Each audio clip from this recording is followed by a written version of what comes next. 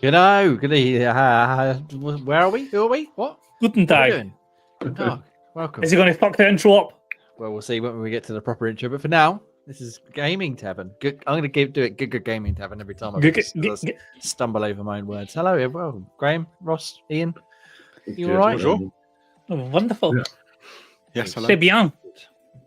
The name may have changed, but we're still going to do the old Guess the Dot Game pre-show entry because it's still lots of fun. I like to do it each and every day, and I haven't done it today just for you, lovely gentlemen. I don't know. So, it's the whole point. Let's do it. So we've got here some sort of video games. You want to go to Guess the Dot Game? You can play along with us. Game number 1079 today. Lots of fun. Lots of fun. Any thoughts, lads? It's the big boy. It looks like Resident Evil. No, it's too cartoony. I was going to say it's got a very Diablo style viewpoint.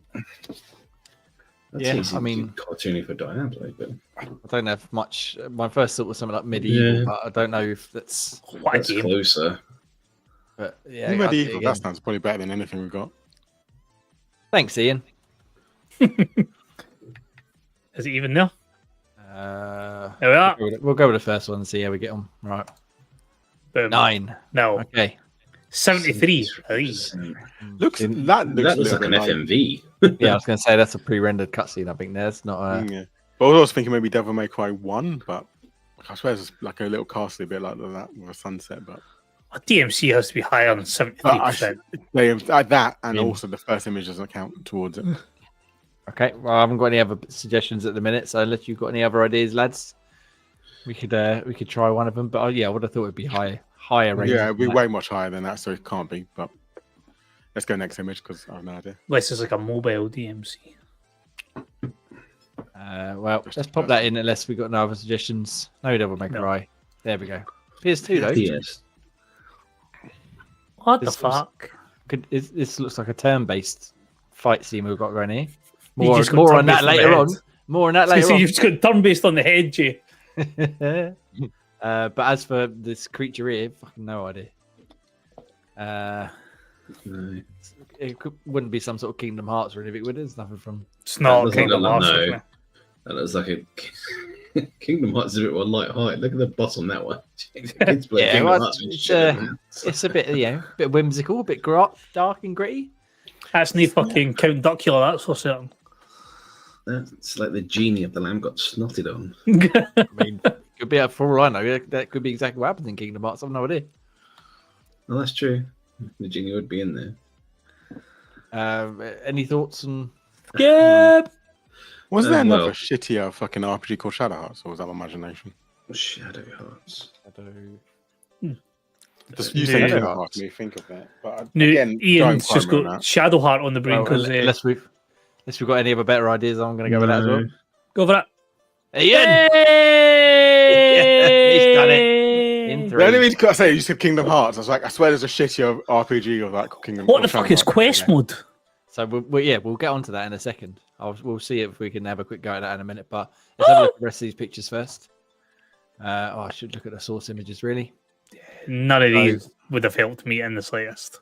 Like you could, probably could have shown. Yeah, no, I just remember hearing about the game called Shadow Hearts, but when that quite played it. We've got the turn-based though, and Ian's smashing that with Shadow. Have you ever played Shadow Hearts, Ian? No, I think I got it for ages ago and then never actually bothered like finishing it or anything. I just remember starting it and then stopped it because I think it was poor. That's probably why I didn't stop playing it, because it was shit. I mean, it looks very exciting there, but I'm sure I think it was like came out in 2001, wasn't it? Early 2000s. Hang on. Wait a minute! Whoa! Pump the brakes here. That looked very fucking familiar. Are they ripping off Clair, Obscur, Expedition 33? What's that all about? I seen interactivity in turn-based combat. Oh, all right. Maybe technically, Legend of Dragoon started that. Let's just point that out. Greatest of RPG of all time. That's quite cool, though. A little disc. Yeah. All right. Well, I think I started this, and then I think I went to Leggy Guy, which took over my life at that time. All right. So these are the quests we've got. I mentioned these in the pre-show beforehand. It's the grass, which I'm not really massively fond of the idea of that. Unless it's this like one here. Guess the audio 90s game. 90s gaming edition. Can not like noughties. I did the first 3 earlier on, And then I thought I better stop because it'll be more interesting, I think, if everybody joins in. So let's give it a quick go. I don't know. I need to play audio there, don't I? Yes, you do. So can I add audio back into this, or do I need to remove it? No, you should be able to. The audio should already come through. Hold on. See if I can fix it. No, I can't fix it. All right, tell you what, hang on. Let's do this again, shall we? Actually, Hello, lads. Welcome back. No, I can't. Hello. Share tab audio. Yep. Let's turn you off for a minute. Oh. Right. Skip that. Oh. Oh, can hear that now. So we've heard the first bit of noise. Okay. So yeah, so that is the first. Yes, now again, I don't know exactly how this works because you've got 25 things to go. I don't know if you only get 25 guesses in total, or if you can have it's like 6 each. I'm not entirely sure. So, any thoughts on that noise? That's a No. 90s audio. So... Sounds quite mysterious. Oh dear. All right, we can move on because ours will be a real fucking night. Let's move on to the next one. Access denied. Now I know what this one is. Come on. Doom? Access denied. Half-Life, isn't it? Here's Half-Life, Ian. Well done. Never played it. I was trying to link it to the first game. Was it the separate games? No, they all seem to be. Yeah, I don't remember that. And Ross, I know you're a bit younger than us, but if you don't get this next one, if it's what I think is, I'm disappointed in you. Is that potentially a little bit of MGS? It might very well be the old Metal Gears. Right. Now, we don't necessarily have to do all 25 if we don't want to, but let's just keep going and see how we get on. Jesus. I know that! It was very loud, but I know it. To get my ears healed. All right, let me turn that down a bit. How's that? Yeah. Oh, that doesn't make it any better. I know what it was. Best Pokemon, Jay. Yes, But it is. Why didn't you say it? Because I'm trying to get a hearing back. Yeah. Any particular Pokemon? Red or blue? Red. The originals, yeah. Oh, maybe not. Be green, won't it? Possibly, yeah. Or none of them.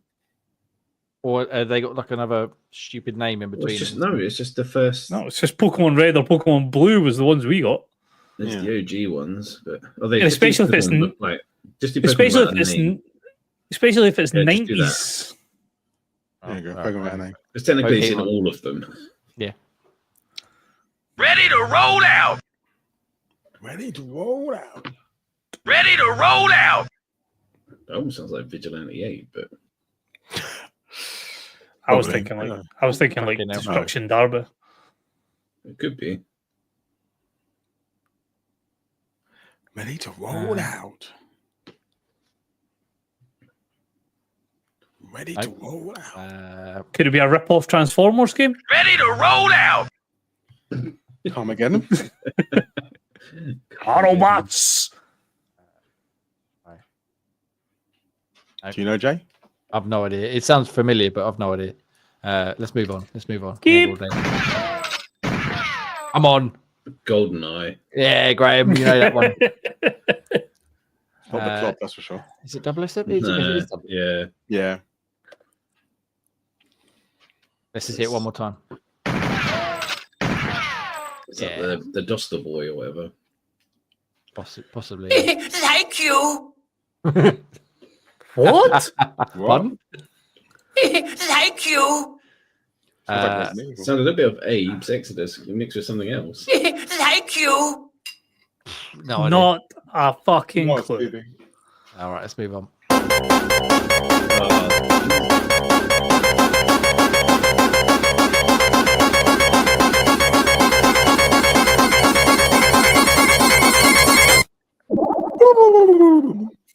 Yeah, because they needed all of that. Transformers. Is it the first one?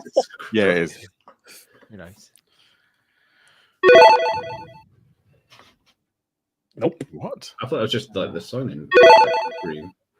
Was that great? One of the consoles, wasn't it? Say again? I thought it was like one of the intros of. I didn't think it was an intro of a game. I thought it was like the intro of one of the consoles that made it.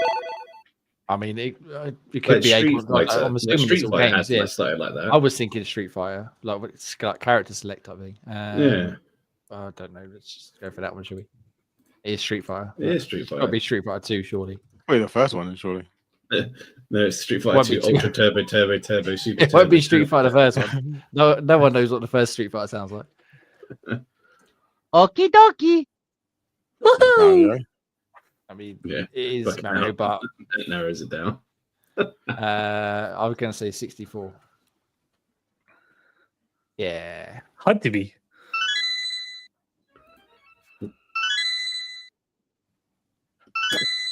Nope. Sounds very Zelda-ish. Like when it picks up like a. Nope. No idea. I would have thought a Zelda one.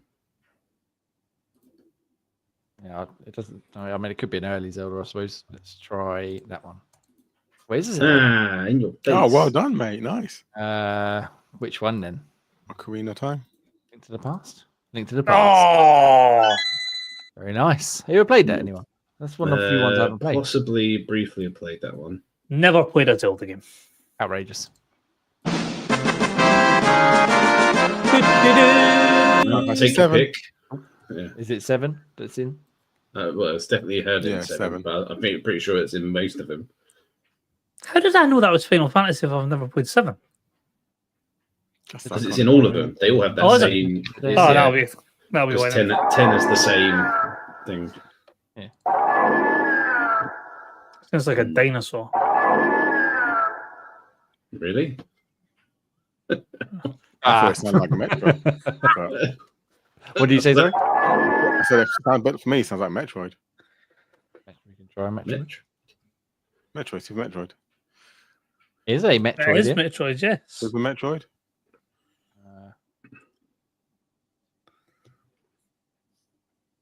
Yeah, good work, Ian. Um, Good work. Another game I've never played. What? That sounds wrong. That's Crash Bandicoot. There Whoa! we go. We're getting into Ross's category here. Very nice. Well done. Oh, Oh, that's Mario That Kart. sounds familiar. Mario Kart. it is Mario Kart, isn't it? Yeah. Yeah, it's when someone gets hit, like Bowser or something. If it's the 90s, No, why it'd do be they older put one, all the won't rest it? of them there? If it's in Exactly. the- We'll just put Mario 64. Mario Kart 64. Yeah, 64 will do, because it's got to be in that era. It's going to be that age. No, it's not even Not one of even the Mario Mario Kart games. What about Super Mario? I know Oh, that. it's Donkey fucking- Kong, isn't I it? know It's that. Donkey Kong. Oh, is it Yoshi one? Yoshi Island. No, it is. Yeah, Yoshi. Yeah. Yeah, Yoshi. Let's go with that one. Nope. Nope. Take. Why is there a game called Yoshi? No. Is it Super Mario Yoshi or something like that? Is there no Super Mario 3? Is that another one that had Yoshi in it? Yeah. Well, yes. Super Mario World? Isn't that game that's just called Yoshi? I mean, we can try it. No. We're gonna. Why is Yoshi tripping us up? I've already forgotten which ones I picked now. Let's Yoshi try Island? Woolly World. Oh, fuck Oh, off! fuck off. It's franchise Mario, but it's not Super. It can't be Yoshi. Yeah, This but is what? try Super Mario. It's not like Super Mario. Did they not say we- like Super we did Mario Super World? Mario. Oh, I did Yeah, Super this is Mario. Mario. If I'm still right with Mario That's Kart, you Mario guys can World. suck a chode. What was I it? reckon I still think it's Mario Kart. It said no for Mario No, Kart. because look, Mario Kart. No Mario Kart. Franchise Mario. Well, how can Mario Kart Yeah, not be a I was franchise just of thinking Mario? that. Right, there's too many. Right, there is. You've tried that one. Yeah, Don't put in Yoshi. Put in that's the Super one, that Mario. one, that one. Yes. No, for fuck's sake. Well, try 3 then. Well, there's so many of them, isn't there? Yeah. Put Super Mario.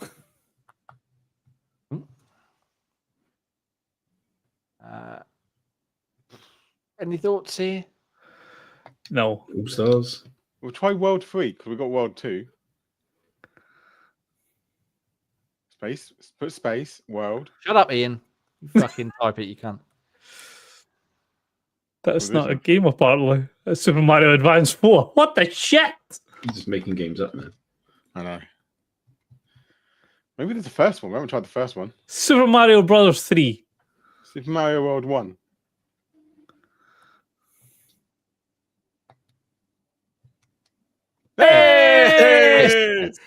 Success. Anyway, we can move on from fucking Yoshi. Right.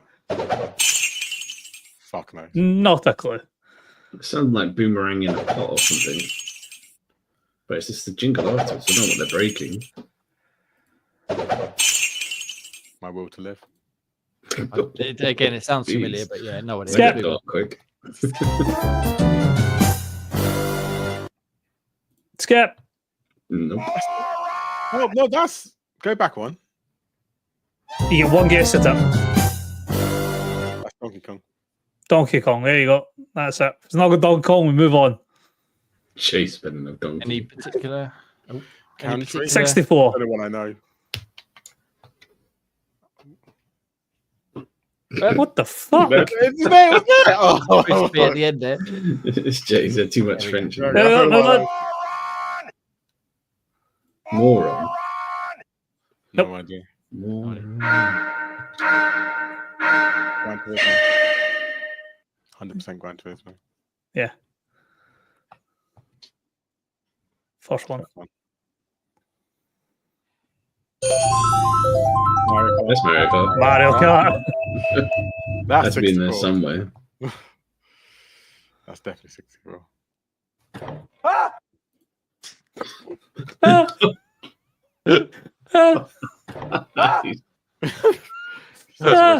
Walking in the toilet and down. I swear the sound clip of the Declan Rice being woken up where he's laying on the sofa. Oh yeah, that one. No idea. Topsy! Topsy! Oh, that's obvious. No idea what that is. Oh, that's no. That was about to say that's no. I was going to say we already had Final Fantasy. It sounds like when you're picking up an orb or something like that. Next! Sounds familiar. Topsy! But... Mortal Kombat! Yep. I got one! Oh, that would be cool too. Two. 3D. Contributed, I'm happy. Updated my journal. You did what?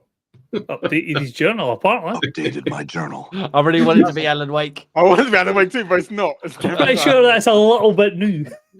But No. it's more Updated my journal. the perverted way he's saying it. Oh, Max Pink, have you hit? No. No. Skip! No idea. That sounds like Buster Moon. That sounds like Yoshi as well. Put Yoshi in for laugh. I swear that sounds We're believable. going around the fucking Yoshi circle again. Oh, I thought I knew it sounds familiar, but He's I've back. no idea which one. Oh, Here yay! Wait, which ones did we miss? Oh, Can you dear. click on them? 17 out of 25, we'll take that. Thank you. You give up because I think you can get this. Surely that will tell us what the answer is. Yeah.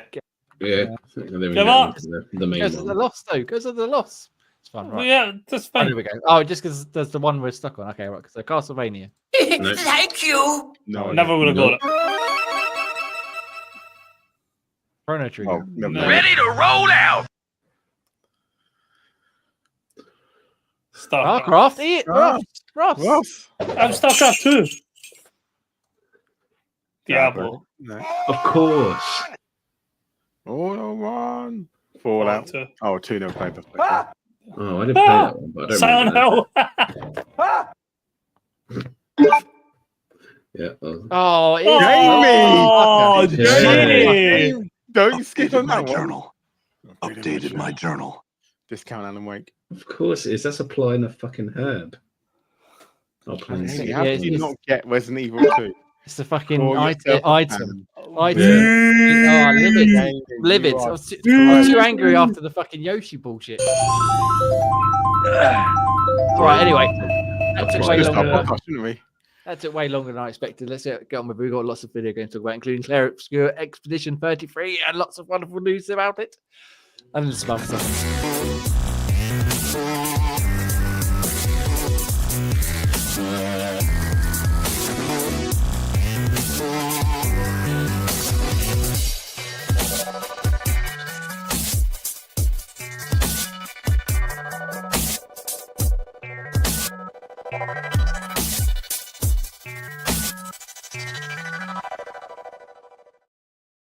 Hello, good evening, and good welcome to the first of many. I don't really know how it's going to work. But Gaming Tavern podcast on Sunday, whatever day it is today. I've got MPV Graham. We're keeping their nicknames coming in. MPV Graham. Good. Hello. I prepared myself mentally so many times for that intro, and I still fucked it up. Hello, how are you? Good, thank you. How are you? I am wonderful. Are you excited to be Gaming Tavern rather than Xbox Tavern? Xbox Tavern now. Well, I'll be contributing to some formats, just not one in particular. Well, don't worry. I'm going to shove my PlayStation in your face at some point and then make you play a video game on there. And then you can join in all formats. But one man who is playing, well, sometimes plays on PlayStation, but I know he's lent his to Specialist Pete at the moment. Gray, it's been a while. Do you reckon we got anywhere near like 2.1 million? I doubt it. He's fallen off a cliff. Ian, 2.1 million man, Ian? No chance. No chance. Yep. No. I thought we agreed it was Gaming Tavern, Game Pod Tavern. Wasn't that hard? No, we didn't agree nothing, mate. That was your idea. I saw no support for that. Oh, fuck you. Damn right. And also the man who's implemented all of the changes. Wonderful Scottish Frost coming in. Good How evening, are you? gents. Good evening, good hello, and good welcome. We're 2 ready. points on the intro. No, we never agreed on any X-Pod Gaming Tavern Gaming Show page. And 2, Jay, every Sunday evening, but I can't remember which day of the week. That's how you literally just introduced the show. Did I? Oh, fuck no. Yes. You know what? That was minutes ago. And that's been such a long time. I'm just getting off reeling off of fucking up that Guess the Game video we did, which you do each and every week before the show on youtube.com/Gaming Tavern UK. Got it right there, didn't I? Got it right that time. Just Do a little about. pre-show of Guess.game. Lots of fun. Come join us. They had a new quest mode with some gaming audio. We had a great time, except for Ian fucking up with Yoshi all the time, left, right, and centre. I mean, And you and fucking honestly, Resident Evil. how the fuck does somebody not get a Resident Evil question? I mean, that's I just know, fucking I know. abysmal. You'd think someone who knew Resident Evil, like the back of their hand, would get that, but obviously You'd not. hope so. Anyway, let's move on from that shenanigans, shall we? Very, very quickly. Obviously, if you're here watching, listening for the first time, welcome. We are Gaming Tavern now. Used to formerly Xbox Tavern's podcast, which we record each every Sunday, 8 p.m. Name change. Name changes. You can find us on xboxtavern.com for written stuff, which is where I focus, and you can find us here on YouTube, which is where Ross focus. We do various videos and clips and reviews and stuff on here as well. We've got some other members of the team who do videos on YouTube as well. So if you enjoy it, give us the old subscribe and thumbs up and all that stuff that YouTube people tell you to do. But for Hit now, the bell icon. nothing really is going to change in terms of what we talk about, other than the fact that we're going to talk about all the games we've been playing, Project Game Pass, which we'll get into very, very briefly, and the news of the week. So I'm just going to go through Project Game Pass. If you're not familiar, it's a segment on one of the shows each month. We play a game on stream from Game Pass. Normally, I might play a game. What did we play last month? Borderlands 3. Woodlands, yeah. Yeah. Borderlands this month. Yeah. I didn't particularly enjoy it, so I'm going to keep quiet. How did everybody else find the experience? Quick couple of minutes on that, because we've got lots of other more exciting things to get to. I'll take a back seat because I am the most seasoned Borderlands player here, so I'll let the others discuss their thoughts on it. Yeah, I was alright with it. I'm quite a fan of Borderlands. I played and completed the first one. I haven't really dived into the others too much, but I think I played 3 a long time ago briefly.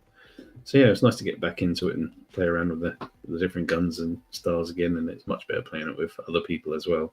It's just a shame that you didn't enjoy it as much too. I thought we were carving through those rooms quite nicely, and sort of Yeah, picking each other. just not my cup of tea, really. If I'm honest with you, it's one of them games that, for whatever reason, just never really grabbed me. But Ian, your thoughts on a bit of a... Yeah, I think it was good fun. Like I say, I would want to play more, but I would need to play more people as well. It'd be good to actually start the single player storyline, or main storyline, should we say, just to see what it's all about. But yeah, for me, I personally thought it was actually a good laugh. I mean, yeah, there's so many weapons and stuff though, which can kind of be annoying because you're constantly having to change. But even if you find one that you really do enjoy using, after a while it just becomes obsolete because it's just not doing enough damage. So again, that can be a bit frustrating after a while. But still, that's what Borderlands is. It's a loot shooter. So you're meant to be constantly changing guns until pretty much end game, really. But yeah, for me, I had fun. It was a good laugh. I can't really give many complaints about it, really. That's fair enough. Yeah, like I said, just not something for me. Ross, you've obviously played a lot of it. Did you have fun with us noobs Holding you Indeed, I back. did. I think just touching on what Ian said there, and it's referring to a game that you mentioned a few weeks back, Jay, is like Monster Hunter it's got its story, but the real fun starts once you've completed the main game. Which is very much Borderlands. You get through the story, you get your character up to level 72, and then you go loot farming. You start taking all the big bosses on, trying to like ramp up the difficulty, get better loot. So that's where Borderlands comes into its own when you're in the end game. I mean, brilliant game and playing it through story mode, but you certainly get more enjoyment once you've reached the top end of the game and you're now going through that min-maxing idea to get your build exactly how you want it.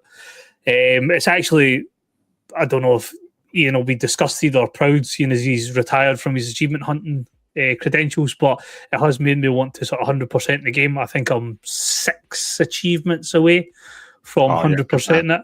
So there's like a couple of ones where it's like, this is going to be a bastard to achieve, and some of them is just putting time sinks in. So it's like complete all the side quests in one part of the DLC, for example. But then there's like one of the raid bosses from the previous games. I'm going to fuck the name up because there's 2 of them. There's Veracidus, who's the smaller version of one of the big enemies, and then there's Hermivorous, which is a bigger Varkid, and you have to fight them both at the one time. And there's an achievement for doing that. But I think compared to like a normal boss at endgame, they've got something like 7 times the health of like a normal boss at endgame. So it's just like a constant survive until you can do enough damage to take them down. I attempted it the other night and realised my build was nowhere near where it had to be to do it. So that'll be the last achievement probably grab. But like I say, only a handful away from completing it. So that should be knocked out if I can ever pull myself away from playing another game, which I can imagine we're going to spend the best part of an hour or 2 speaking about later on in the show. Well, for the manager.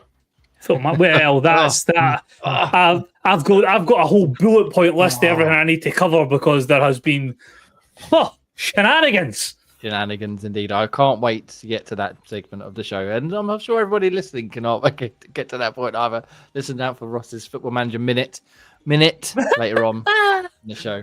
Nice. All right. Well, thank you very much, Ross.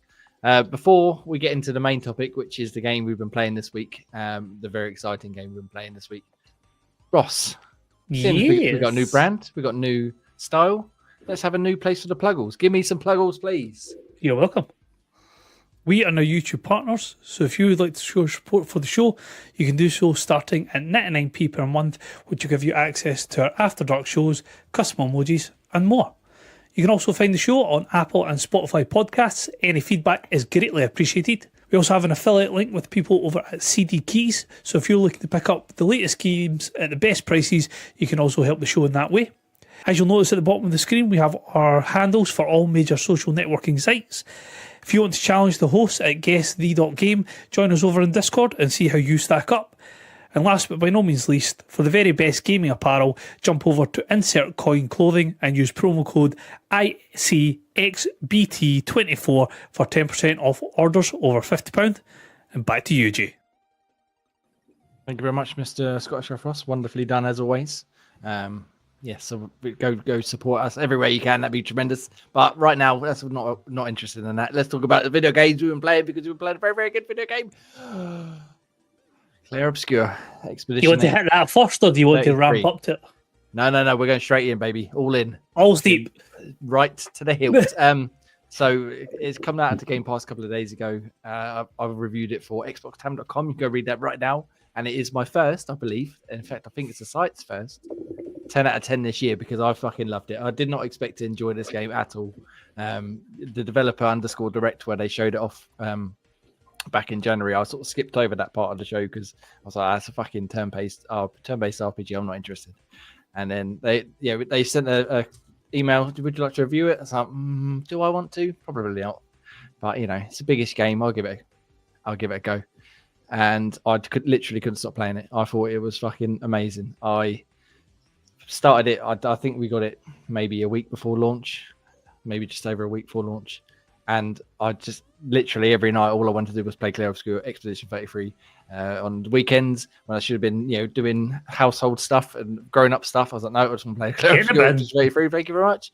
I think it's fucking not only my favorite game this year, my favorite game I played in a long time, a long time. So, like I said, my review's up on xboxtavern.com right now. I'll keep chiming in, but Graham, I know you've been playing it because obviously we team up, as it were. So, although you played a little bit more perhaps than some of the others, how have you been enjoying it?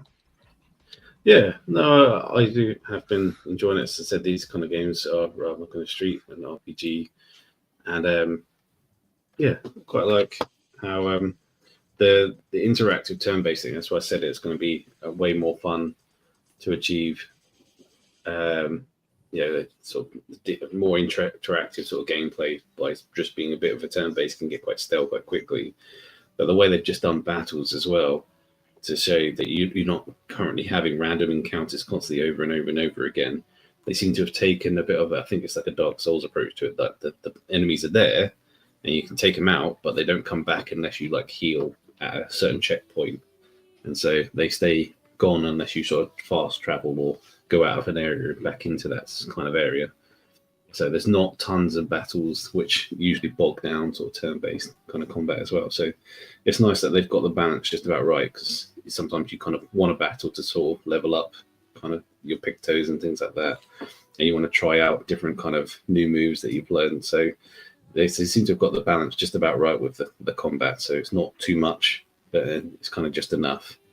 I mean, graphically, it does look quite stunning as well. There's a lot to take in. But my issue with the kind of certain areas is some of the maps can be quite confusing on where to go. I've played about that before. The lack of a mini map made me struggle in certain areas where I just couldn't get out or couldn't find a way of where I needed to go. See, you'd say that. For me, I've had no issue so far whatsoever. Now, when you first mentioned on the group chat, I was really confused. I thought, oh, it's going to be really annoying. But so far, I've played, and I've probably put in about 6, 7, 8 hours into it. And I've never once ever got lost. Like, I've managed to find my way navigating. It seems very much, it kind of pushes you in the right direction. If you kind of go back, you say, oh, I recognize this bit, so you just go the other way. I never once felt like I was getting lost at all. It's not quite as bad. The Flying Waters one was definitely the where I got stuck the most. I literally got stuck in it for like an hour trying to find my way back out of that place. Yeah. I could find my way back out, but not the way to progress the story. I missed a certain turn. I'm glad you said the same, Ian, because must admit I didn't really find the struggle with it as much. But then Graham, I think, is playing it more in stop and starts, whereas I was, like I said, like solely focused on playing this game. So even if I did get a bit sort of turned around, I was still playing it more frequently enough to be like, well, I know I've been there, so I'll go this way now. I think that's the same with me. If you are stopping and starting, perhaps you get a bit more confused. And that's the thing with me, like you say with me, same with me. Like when I was playing it, I was putting about, like, say, 8, 9 hours into it. Every time I've stopped playing, I've made sure I've got into like you call it the overworld, isn't it? Like the bit where you kind of the camp and stuff. Most of the time, every time I've stopped, it's been at the camp, so I know the next bit is this bit. So I'm starting a new area, other than just a minute ago where I stopped in the middle of an area somewhere, so I might get lost. But every single time before that, I've actually stopped in the camp area before I've gone. Okay, that's a good time to stop. Let's stop and do something else, or have to go out or something. But yeah, for me, fantastic game. I didn't think at first when Jamie was harping on about it and gave it a 10, I thought, was this one of these bullshit 10s like he gave Resident Evil? But I thought, what was the other one? What was the other one that he could just blowing his trumpet? Oh, Jusant. Dog shit. Jusant. Although I did give Jusant a 10, but yes, it is still the Dragon's Dogma he gave a 10, and that was dreadful. No, I didn't review that. Oh, okay. That was me that reviewed that. I usually give it a 10, that's fine. I didn't give it a 10 though. But yeah, no, for me, I think it's fantastic. Like I say, it kind of gives me, it reminds me a lot of one of my favorite games of all time, Legend of Dragoon, which I always talk about, because it's got that interactive turn-based combat, and that's what stems in. I think Legend of Dragoon was one of the first ones to ever really do it. And the fact it's not just click a button, then you wait a bit, or if you're doing a new Final Fantasy, it's constantly pressing a button to try and attack. No, this time you press a button, pick your attack, then you've got the interactive QTE to kind of do your damage and stuff and try and get a perfect hit. And again, same with the parry and stuff. Same again, Legend of Dragoon had that, where obviously if they start doing attacks against you, you have a chance to parry attack and stop them from attacking. And similar to that, I've got quite good with the parry. Understand Jamie is in the Reversal King wrestling. The parry is king. We'll get into specifics and stuff in a minute, I think, because there's a lot I want to talk about in terms of the combat, the exploration, etc., etc. But just a quick overview. We'll go to Ross, and then we'll come back and we'll deep dive into sort of separate sections. Ross, how much have you played? How have you been getting on with it? So, being the very typically Scottish stubborn bastard who never likes admitting when he's wrong, I was saying to Gray before the show started, I have never been so happy to be so wrong in all my days. I have completely fell in love with this game. The music is just mind-blowing. I've never sat there and listened to a soundtrack as much as I have this one. Just appreciating the different tones in the battles and the overworld. Everything about it just accentuates everything that's good about the game. There's a start part early on, Jay. I sent you a message when I was experiencing it, and I was like, wow, it just takes your breath away what the soundtrack does for the game. The actual gameplay of it, the combat is... And I've never enjoyed turn-based combat, Pokemon fan or not. It's never been something I could get into, whether it be Final Fantasy, whether it be like an XCOM game type idea. I've never enjoyed click, wait, click, wait, click, wait. But this, between the combos that you put together by trying to do excess damage by hitting perfect marks, the standard blocks where you can sort of hit a counter, or where it's like the team metric where you can all parry at the one time and then do like a counter attack if you hit the right button at the right time. Everything about the combat that I've experienced so far is amazing. The synchronization between the different characters in regards to using certain character skills to benefit other players in the team just works so well together. Everything is just so polished and flowing when you play it. The worlds that you go into through the different maps, I'm on, I think it's like the 5th zone, if you can count them as zones going up the map. Has been, every one of them is unique, whether it be the colour palette, the atmosphere of it, the enemies are all varied. I'm blown away. The fact that this game has taken away from me playing Assassin's Creed, Titanfall, any of the other bigger title RPGs that I was really looking forward to, this has consumed my gaming time since it came out. Nice. So I'm very much glad that you guys are enjoying it as much as I did, because I was a little bit worried, I must admit, like Ian was saying. It tends to be that if I enjoy a game as much as this, I'm not necessarily an outlier, but not in amongst the four of us, it tends to be that I'm the most keen on something. But I'm glad to hear everybody else is pretty much just as keen as I am. So let's start with the combat, because that's where I really think this game fucking shines like a beautifully polished diamond. It's tremendous. I love it. So turn-based combat, like Ross said, I don't like sitting there picking stuff from a menu and watching stuff play out. And the way they do it in this game, where it is a menu, but it's not a menu at the same time. It's not like you're scrolling up and down through fucking different drop downs. It's all easily accessible via 2 button presses. Yeah. You get your main, if you can see on the screen here, you get either your skills, your attack, or your items. Pick a skills or press the skills button, and then you just get a layout of your skills. Then you just press a appropriate face button, and away you go. And then once you set out an attack, doing the sort of active quick time event type thing to boost the damage up. It doesn't matter if you miss them, but if you hit them, then you're going to be doing some fucking major damage. That in itself was already fucking tremendous, and I enjoyed just that aspect. But then you come to the defense part, where, like you said, you've got dodges, you've got parries, you've got jump dodges. I don't know if any of you have got to the jump dodges yet. Yep. And then there's one more type of parry later on in the game, which I don't know. Graham, have you unlocked this one yet? There's 4 in total. So grey screen parry. Yeah, so I don't think it's a spoiler to say, because it doesn't really ruin anything. But the final parry is called a.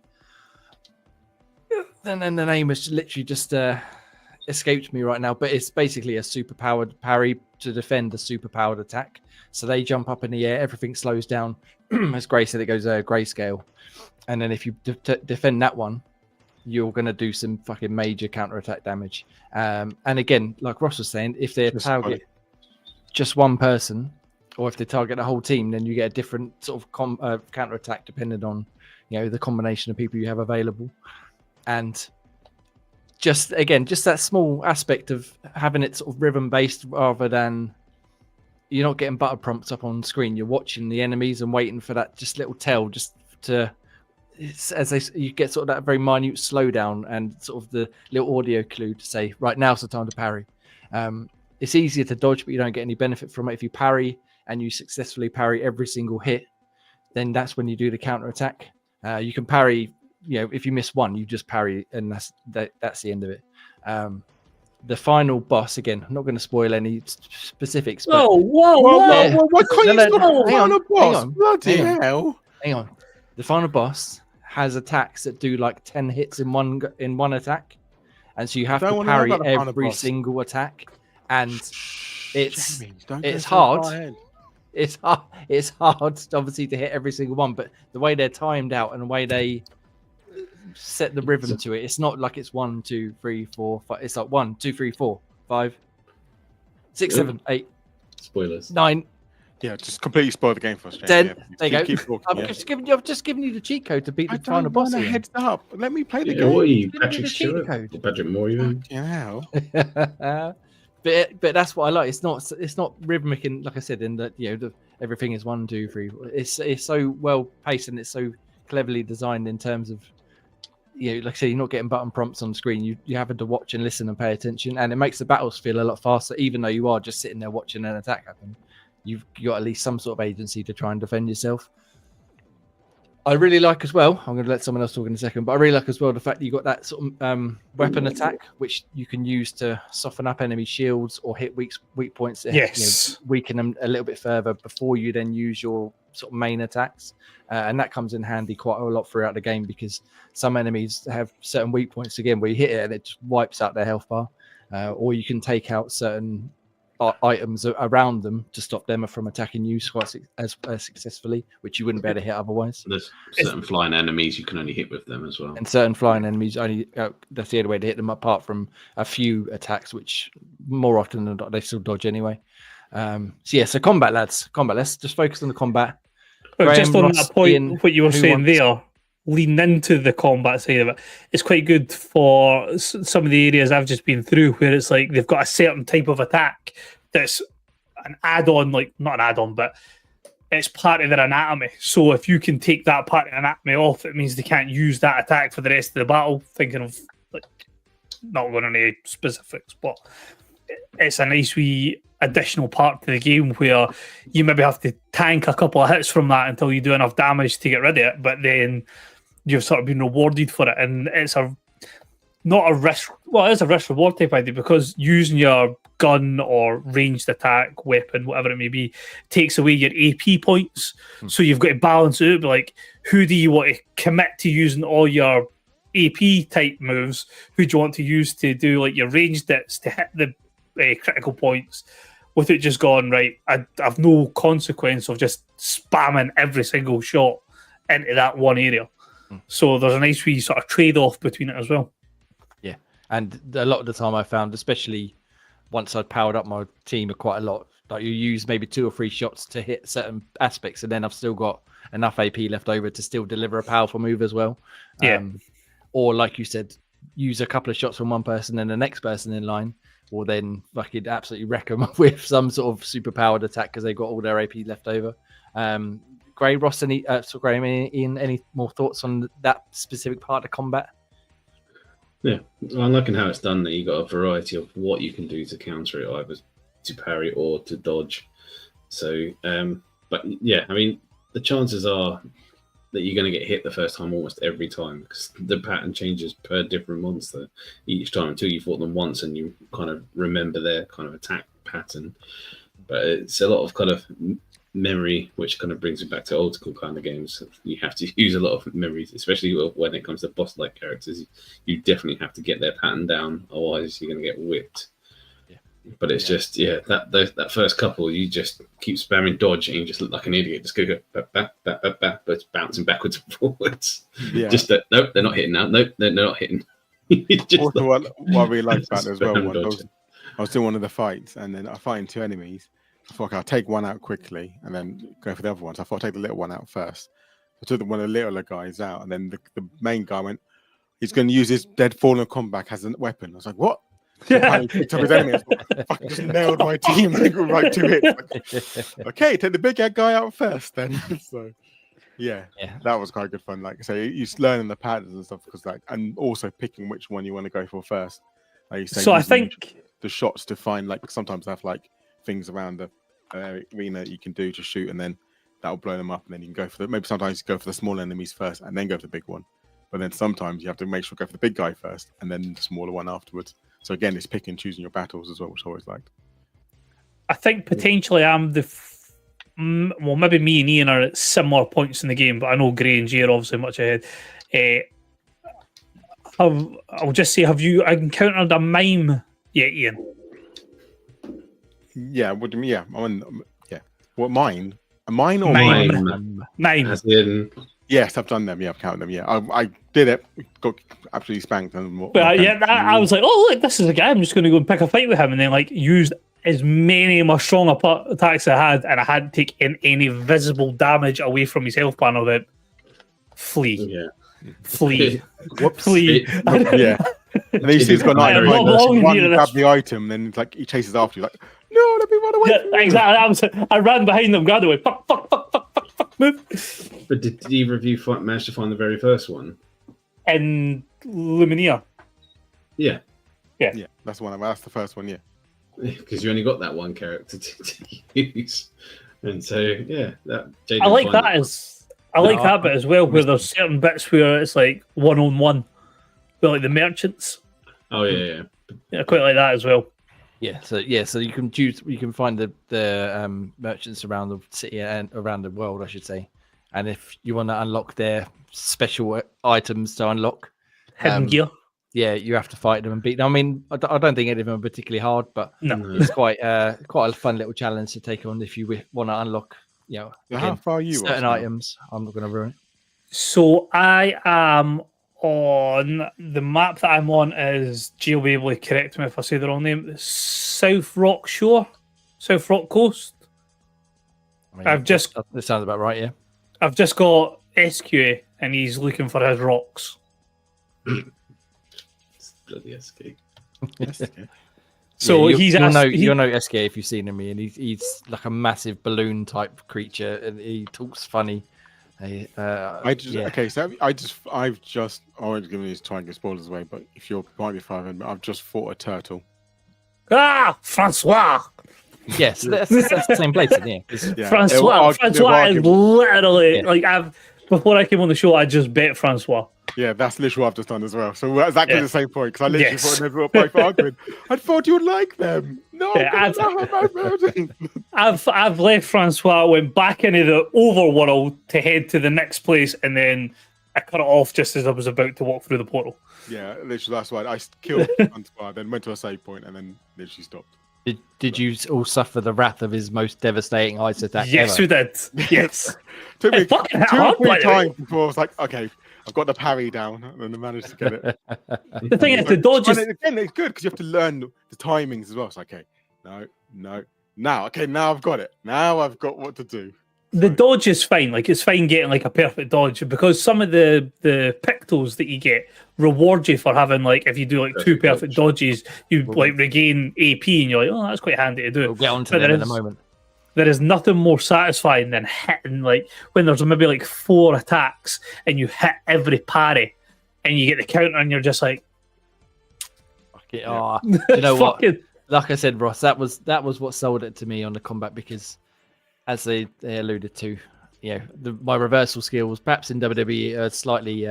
I'll take the credit for that. I'm relatively decent there. I'm not, not incredible, but I'm relative. So this one, like I said, listening for the clues and watching for the slight tells, I was pretty good at it in this as well.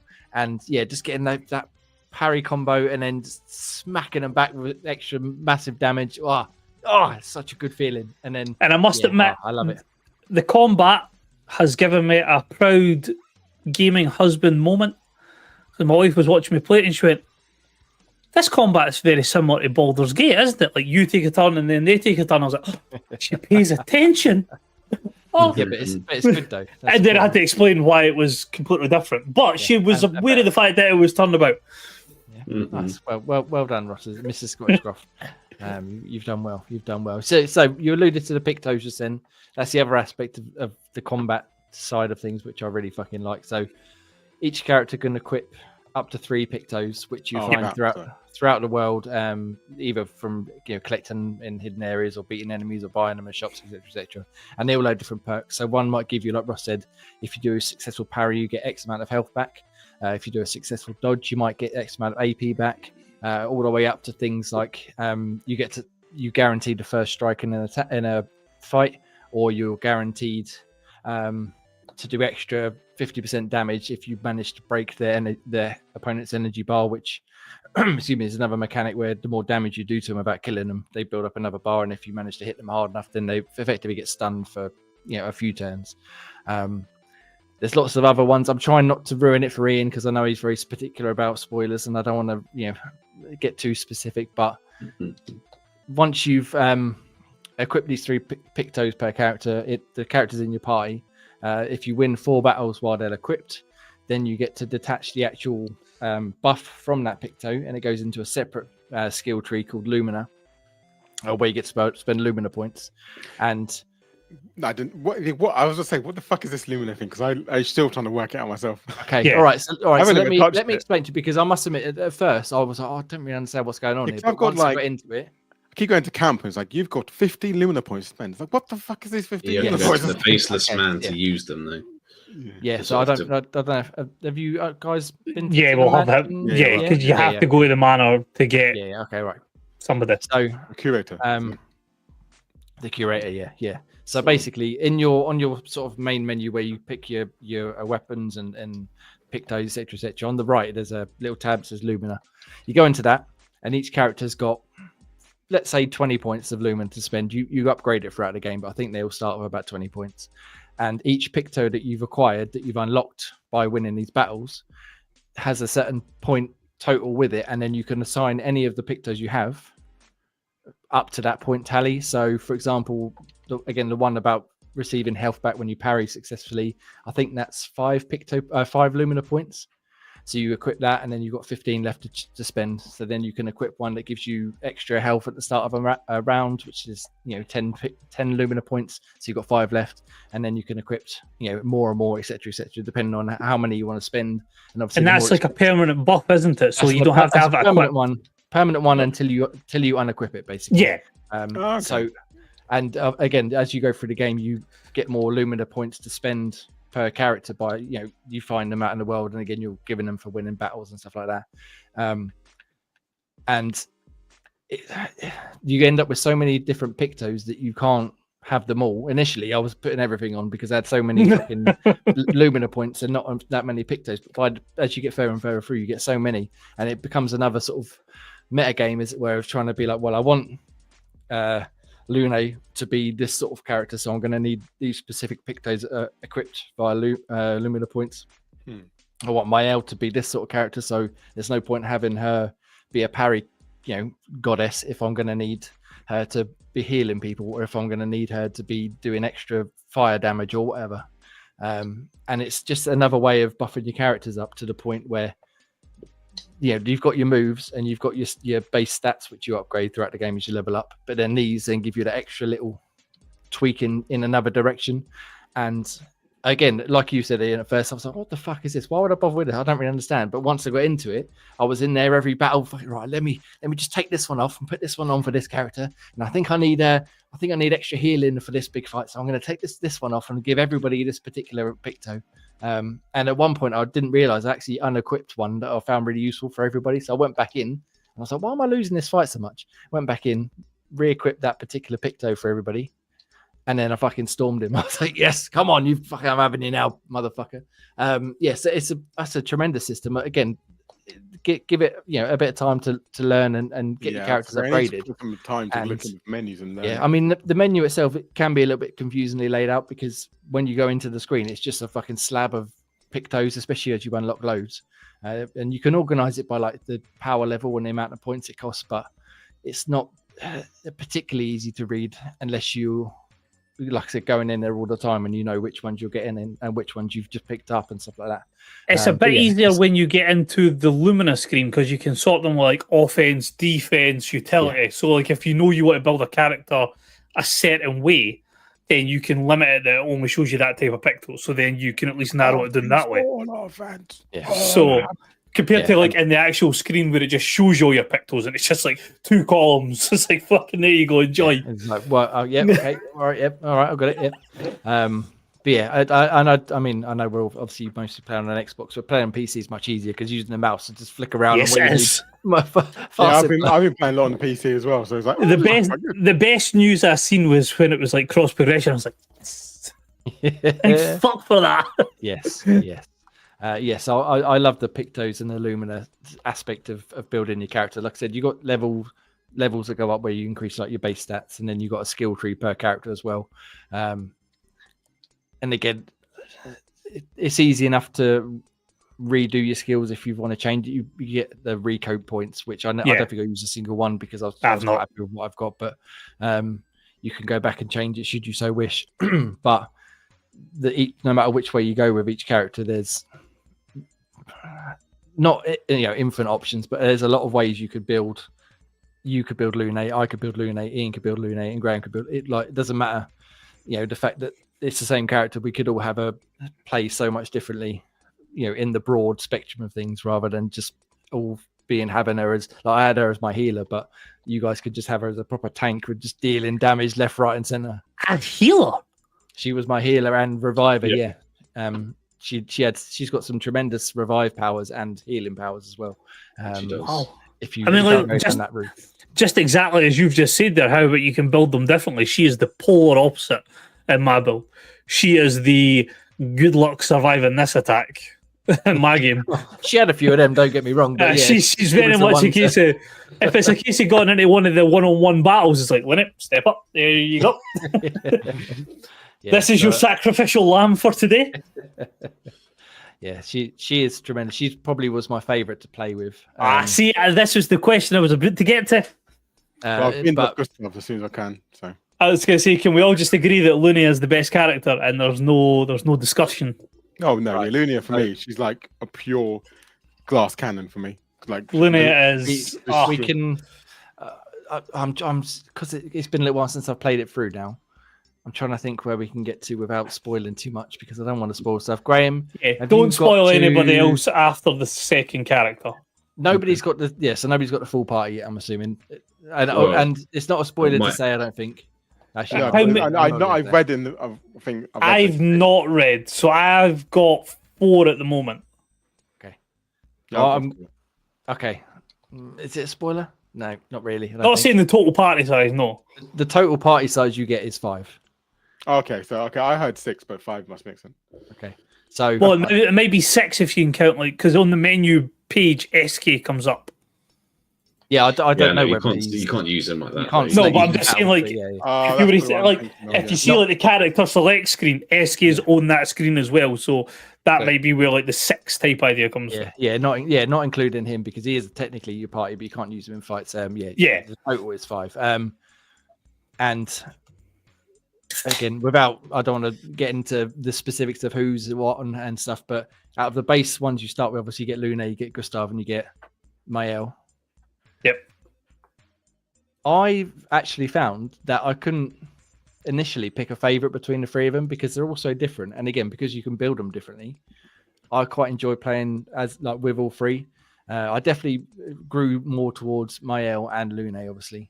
Because Mael, I like her the way she's got the different stances she can do. So yeah, when she does a basic attack, she's stanceless. When she does specific attacks that you unlock, she can either go into defensive mode or offensive mode, which gives you either buffs or debuffs on health and attack and defense damage. And then again, depending on the certain moves you do, you can go into virtuous mode, which gives her 200% damage increase with no penalty to defense. And having that with some of the later abilities you can unlock for her against some of the enemies that are weak to certain elements like fire or lightning or what have you, and she just fucking tears through them. It's again so much fun, and because you've got that QTE aspect, hitting the A button at the right moment to do extra damage, she was wiping the floor with people as well. So she was my real, like, not necessarily a major tank because I had some other characters that were a bit stronger, but she was the one I went to for like, give me the final flash of this of my party now, please. And then Lune would revive her when she inevitably got killed because she was quite weak. Other than that, glass cannon. Yes. I love the different party characters you get and the way you can build them, like I said, differently with pictos and skills and upgrades and stuff like that. Yeah, that's one of the other things I'm enjoying with the combat as well, just in regards to like stacking your attacks. So I'm getting this mixed up. Yeah, Mael's got a ability, one of the very first abilities she gets, where it's like it makes the enemy weak to fire for 2 turns. Yeah.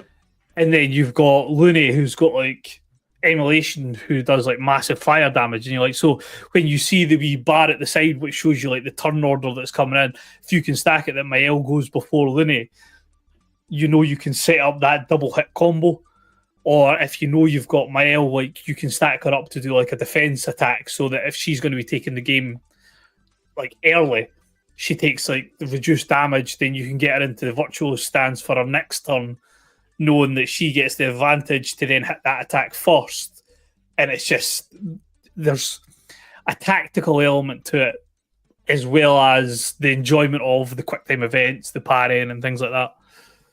Yeah. I mean, as you said, to be honest, the turn indicator of who's going next stuff, it was very useful.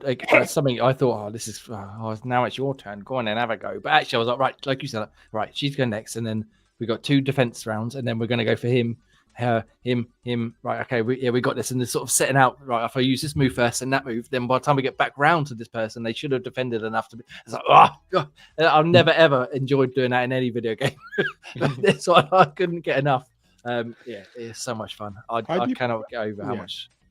How do you pronounce the other girl? Ciel? How do you say it? Ciel, yeah. Yeah. For me, I've started using her a lot more because obviously I'm not really liking Gustav. I mean, he's a bit of a whiny bitch. So I got rid of him quite well as soon as Ciel came in. And I'm really liking her kind of Sun and Moon charges. It's like you charge up the Sun and Moon charge, and then you literally go for one all-out attack. And sometimes I'm literally just like, I remember doing one of the earlier fights, I think, and then she just took out like half health. Like, what the fuck? 2 charges. Was like, oh, okay, I'm liking this already. So now I was like, change stats all into attack. So she's literally she's like a pure glass cannon. I need to change the NL to be a bit more healer based and maybe more magic based, because obviously she was like glass cannon before. But yeah, obviously I'm getting quite good at the parry and dodges right now, so I'm not taking too much damage, which is quite good. But if I do take damage, I'm like literally like, third of the health gone. It's like, oops, okay, I got to start being back a bit. So it's like, I need to maybe either invest more into defense and health or get better at doing the dodges and parries. But I'm all right at the moment. But yeah, I'm really liking her kind of Sun and Moon combo. So for me, she's kind of be one of my favorites at the moment. But yeah, Luna's really good because obviously I think she's got an ability where it always gives fire damage if you do extra fire damage charges on the boss if you use a fire attack. So I'm always using a fire attack straight away with her. Damn right, as everybody should. All times. Fire for days. Fire! Plus, one weapon does pure fire damage as well. So that's the only thing that's pissing me off about Gustav just now. I've got him with fucking ice swords, and I'm like, oh, you're just a disgrace to the squad. Yeah, I know. Yeah, I got rid of him. He's like, back now. I've got 2 other players who've got fire weapons, and you've got fucking ice, and you just make me feel fucking sick. I don't know what. I think I probably had the same sword because I had him with ice, and I think I think I possibly had Lune with lightning attacks, and I was like, "What are you 2 doing? Come on, fucking Mael's holding the fort here, setting everything on fire." Down! Although, he was kicking some ass. Ciel, we go back to her. When she was introduced into the party, you did the tutorial, and that's the only time you get to do the tutorial, which I think is a bit nonsense. Surely you should better go back to the menu and revisit it any time, but that doesn't matter. I did it, and I was like, I don't really understand anything that just happened. I've no idea. So I just binned her off until probably hour 21. And I was like, you know what? I should probably give her another go just to see what. And she absolutely wiped the floor with people. I was like, well, what have I been missing out on? And then I didn't stick with her, but I rotated her in a lot more often than I had to. Well, I'm very glad that I've only recently just picked her up, so I'm going to go and put her in the squad now if she's that fucking good. But it's then the exact same issue with Jay. I done her tutorial part, and I went, what the fuck is this? Sun, moon, fucking twilight. I was like, I'm not fucking intelligent enough to fucking work out all this shit. Just give me the guy that hits you with fire. Yeah, damn right. That's what I need. So I give will. it a go. Give it a good stuff because it's a bit boring. And I don't like his ice sword as well because I had the same sword. I was like, you got to wait for his charges. Let's give her a go. And then I started playing them more. I was like, yep, she's strong. I mean, that is the only thing with Gustav. That's why, like, one of the Pictos I've got as many Pictos on him that gains AP as possible, because when you get that overcharge attack, that hits like a fucking truck. But it's getting to that point of getting there. Although he does have an attack that does 5 hits in one go. So just do that a couple of times and you built your overcharge right up. But again, he's not very interesting. Because you got to do that, then you got to do a normal attack, and then you can do the charge. So it's like, still got to take a while to get to that. Unless, like Ross said, you got the stuff that gives you AP for dodging or parrying, then you can do a bit faster. But the cast of characters, again, I'm not going to ruin the rest of the party that you get hold of, but they're all brilliant and they're all so unique that it's not. Even though I didn't, like I said, I did ignore CL for quite some time.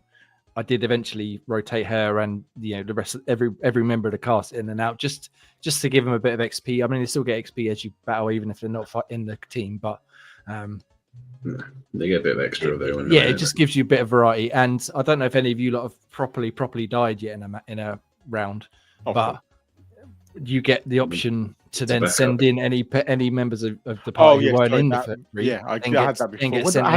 I had that with what's it called? The tortoise guy.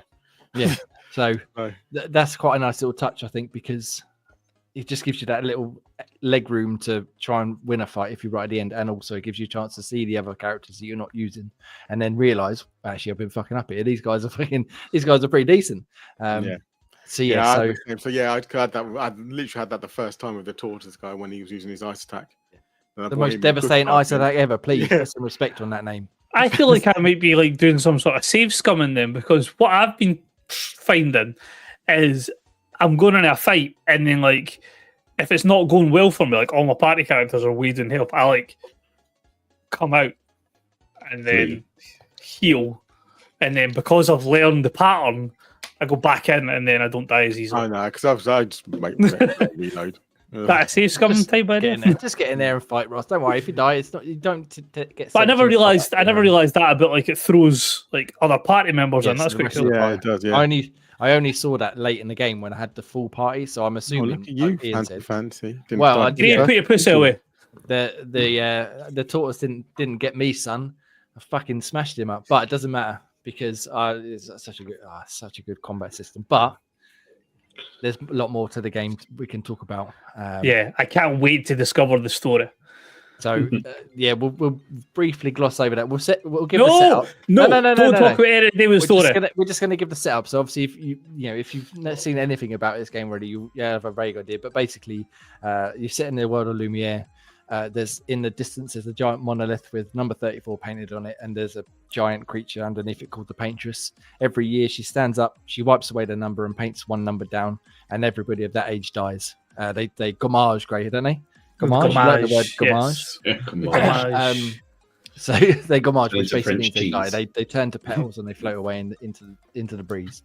And you join the cast that we have, Gustav and that, as the one for 33 is about to kick off, and the opening scene is like the festival they have around the gommage because they know they're going to die, so they have a little party to sort of send off the dead and celebrate the people who are still alive, and then that's when the expedition kicks off. God, Jed had been died ages ago, wouldn't he? Yeah, exactly. Yeah, and good 30. Again, I'm not even in this small opening section. It's only 20 minutes, half hour maybe, but I'm not going to ruin what happens. But I wrote in my review, it did actually sort of get to me quite a bit, and I think we got to Ross as well. I was like, oh man, and I had just a little rub of the eye just to make sure we were okay. It's not the thing. Surprisingly emotional.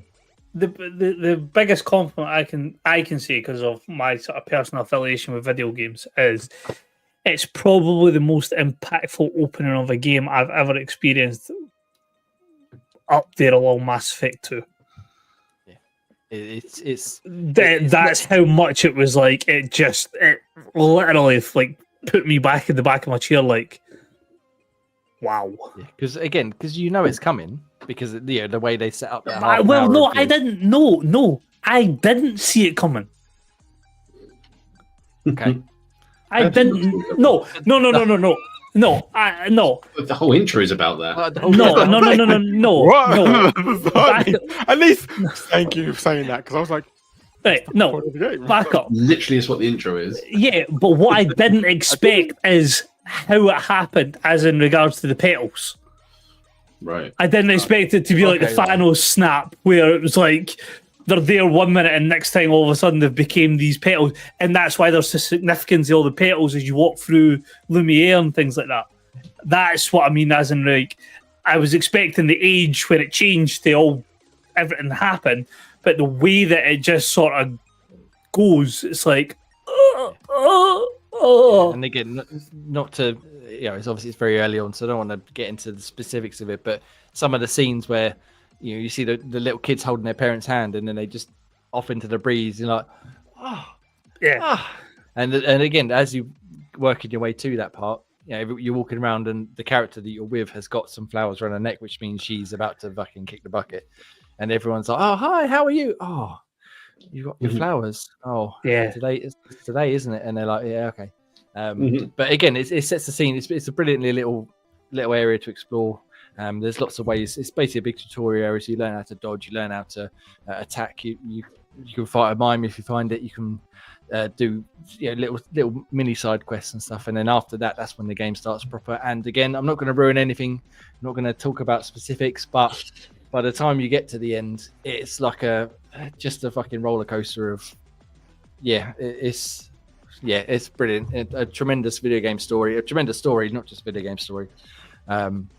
And they've already announced that they're doing a movie of it, and I'll be very interested to see if they can do it justice, because I feel like it needed the whole 25 hours, 30 hours to experience from start to finish. So I don't know if 90 minutes or 120 minutes is really going to do it justice, but it's a great tale, and we can talk about more about that in a few weeks when everybody's finished it, and it's been out for a while and people have had time to play it. But opening scene, I'm guessing it doesn't seem like Ian was quite as emotionally scarred by it as me and you, Ross. No. He didn't give a fuck. He's like, yeah, go on, get out of here. I'm ready to go. Yeah, go on, fuck die. off. Let's start killing people. Come on. Yeah, fuck off. Get in the bin. Did like the whole implosion in the beginning as well. I was like, okay, things shouldn't hit the fan now. Yeah, apart from that, no. Hardcore. Yeah, so but just on that sort of topic, I suppose the presentation, the cutscenes, the audio, which we'll get into in a second, everything is. This is a studio who is built up of veterans of video games industry, but it's 30 people, and this is their first time as a first game as a studio, and the production values, even though there's only 30 people, and you got companies out there with hundreds of people not putting out the kind of quality that we got here. I don't think it's fucking incredible, from the acting, the animation, the sheer quality of the face models and the world and everything. It's just. Why did they have to make the main guy look like Robin Pattinson? Well, I mean, I didn't even put that together. I did. I don't know, who knows? Could they not have made them look more like? Could they not have just made them look more like fucking Charlie Cox? That's what I'm saying. If he's voicing the guy, he might as well fucking look like him. He is. I assumed he did, to be quite honest with you. It wasn't only until afterwards I was like, oh no, it does look anything like it. But so you got Charlie Cox, you got Jennifer English as Mael, and Shadowheart, and the rest of the names. But you got some other fairly big names in there, like Ben Starr, who's been in a hell of a lot of video games lately, and Serkis, who is everything. He's in everything. He's fucking in everything. If he's not physically in it, he's providing some sort of mocap or voice. But he's fucking in everything. I'm surprised fucking Troy Baker ain't in there somewhere, but I don't think he is.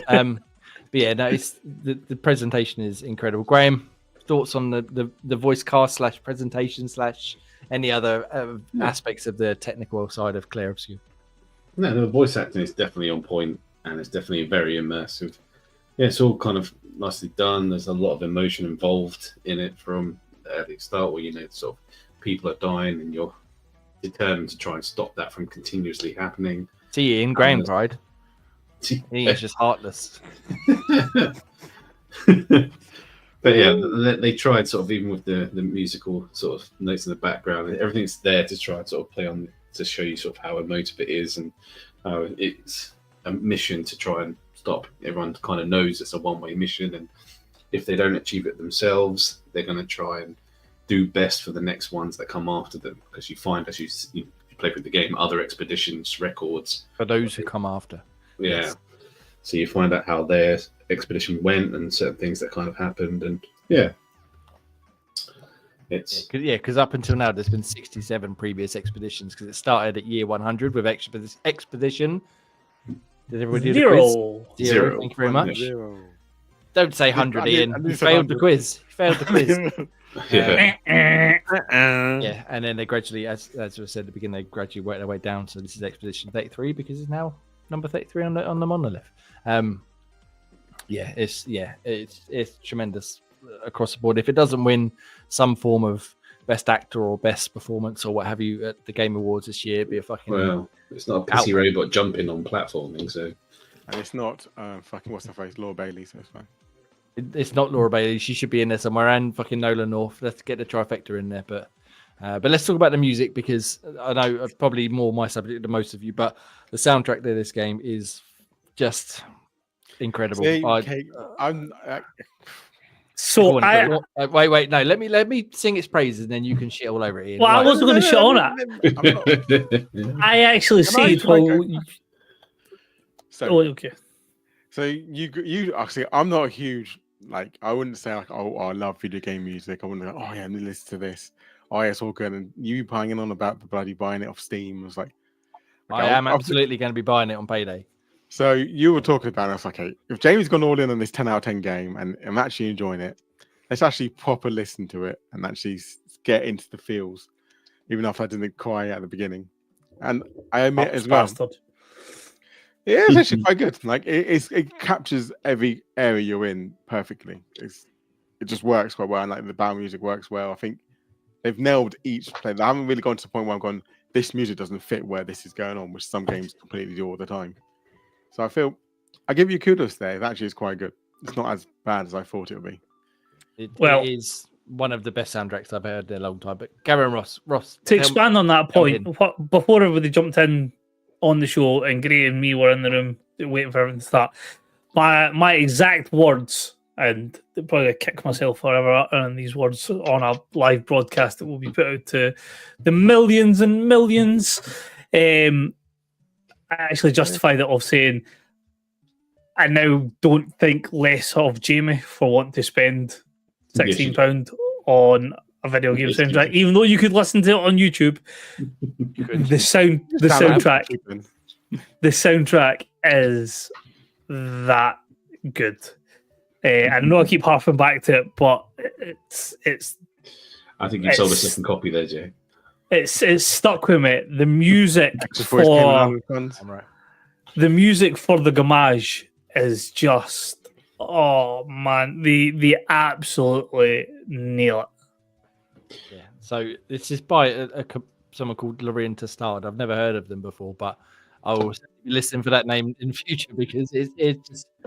If they do any soundtracks for games going forward, Jay's already given us 6. Yeah, even playing the game. I mean, so on YouTube, there's an 8 hour and 9 minute full OST. It's got every single track in the game. I think it's something like.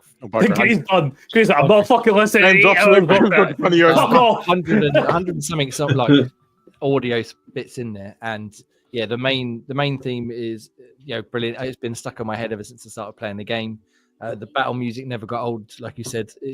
My wife was sitting there while I was playing it one day, and she's like, "Oh, this fucking music's playing over and over again." I was like, "Yes, this fucking music's playing over again." I'm fucking I will sit here until it's fucking done. I'm having a great time, and yeah, it's brilliant. It's £16 something on Steam, and yeah, like I said, I'm absolutely going to be picking up the soundtrack on payday because it's just one of the best soundtracks. It encapsulates every area, every moment, every battle, every heartfelt scene, every action scene, everything perfectly, and it's something I could quite easily listen to just while I'm going about the house doing chores or fucking sitting there staring into space. Staring into the abyss. And, Although, yeah, as Gray I'd described, say you're shagging music then. We heard fucking. I mean, I'd do that to it as well. Why not? I mean, Why not? depending on how No quick more the of battle them. scenes are, you maybe get like a 30-second clip. But as Gray said, it's fine. Yeah, it's fine until you turn it up a wee bit, and then it's far too French. Absolutely not. I love it. Who'd have thought the French-based game would have had music that's a bit French? I'm putting my Just money on it extra now. French. It will win best soundtrack at least one of the. It'll win that, and I can say that it'll win the what's it called BAFTAs, and it'll win Game of the Year. You know the thing that makes me sick to my stomach is it's launched in the same year as we know GTA 6 is coming, and I feel like that is already bookmarked for Game of the Year, and it makes me absolutely sick. Won't come out this year, come out next year, get delayed. Well, fingers crossed for the benefit of this game, but it makes me sick to think that a game that's this unique and this special is going to be not robbed, but is going to be by default beaten by a game that's just big and impactful, which fair plays, but this is for the first time that this team's ever produced a video game. They might as well retire because they are not going to make a game that's as good as this ever again.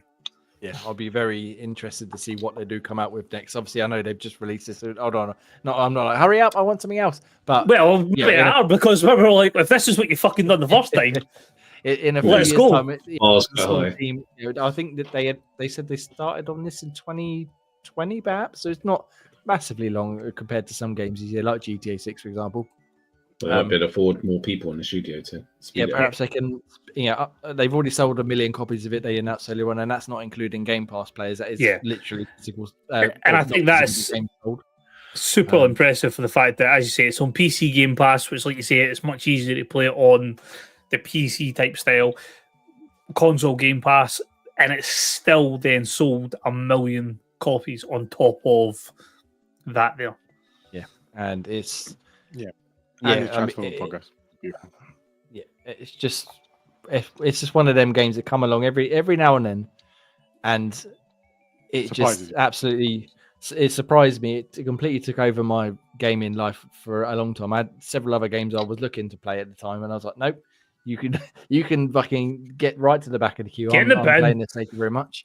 And yeah, I couldn't stop playing it. When I did finish playing it, I was sort of. It's one of those games where like you finish it, you think, I don't want to play anything else now. I started playing another game, which we might get onto in a bit. I don't know if we'll have time or not. But given we're an hour and 22 minutes in, and we'll talk about this. I was like, I'm not really enjoying this game. I'm just going to start Expedition 33 again. So I went back and started New Game Plus. Did a little bit of that. Very rarely do I ever do New Game Plus, and I couldn't wait to start. I haven't got very far in it. What's the benefit? I was going to say, what's the differences? So basically, obviously, you keep your level, you keep your powers, but you reset all the quests. So you just go through the story again and do all the side quests and stuff. But there's some areas in the game, especially later on, where the enemies are like super powered. So you really need to be high level. So I think they're really designed for New Game Plus to go. Once you get back to that point, then you can go and you should be like ultra powered enough to try and take them on. Because I tried a couple of them, and that's handy to you.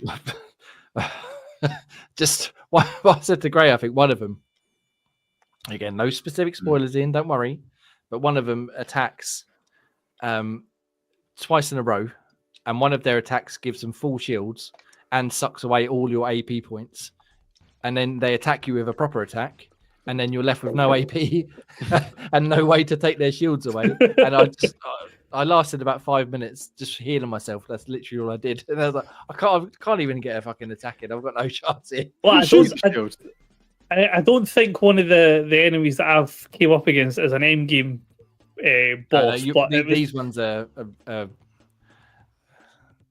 Can't you shoot? You can shoot the shields off there, can't you? You can, but you have AP. Though. Oh yeah, true. You need AP for that. You're right. And again, I did have the few times I did have some AP points left. When I shot them, they then healed. Exactly. Oh yeah, of course, yeah. So you're fucked. So I'm literally doing nothing here. So yeah, I need to get back to them with some higher powered characters, I think, and fuck them up. But so the one that I came across was in an area that was part of the main story, and you have to defeat certain people within said area and then you can talk to a certain person within that area and challenge them. So I thought, well, I'm in this area. I must be of similar power level. I feel like all three of you are nodding because you all did this, and I have completely avoided this fight. or I might be a wee bit under the power level, but between the three people, we might just be able to go for it. Then it turns out it was a one-on-one fight. I was like, that's fine. I've got Looney. Looney has carried me through these one-on-one fights. So I went in, I hit it with a good shot. I was like, fucking go. Nothing came off the health bar. I thought, that's fine. It's just going to be a battle of attrition. We can do that. That's fine.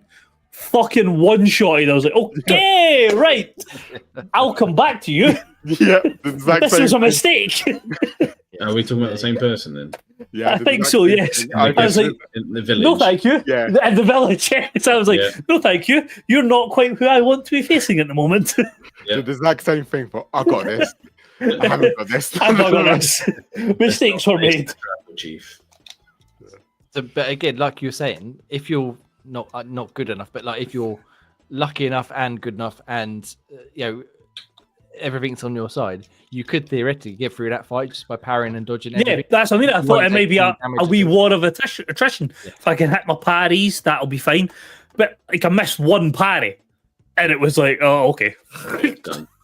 That's what I like about the parry thing, because the last game I played with it was Mario, Paper Mario, and you could do the same thing. You could like dodge or parry the attacks, but you still took some damage. Whereas in this game, as long as you're successful enough, you could theoretically get through every single fight in the game without taking any damage.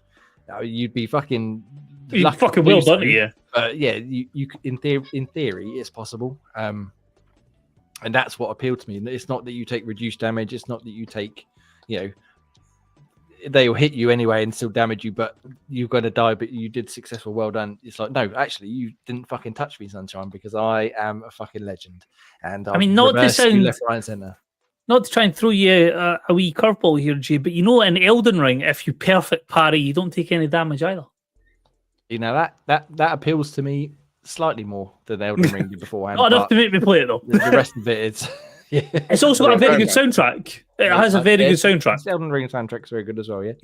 But yeah, but where were we? Yeah, so I've forgotten completely where we were now. Fighting the boss in the village.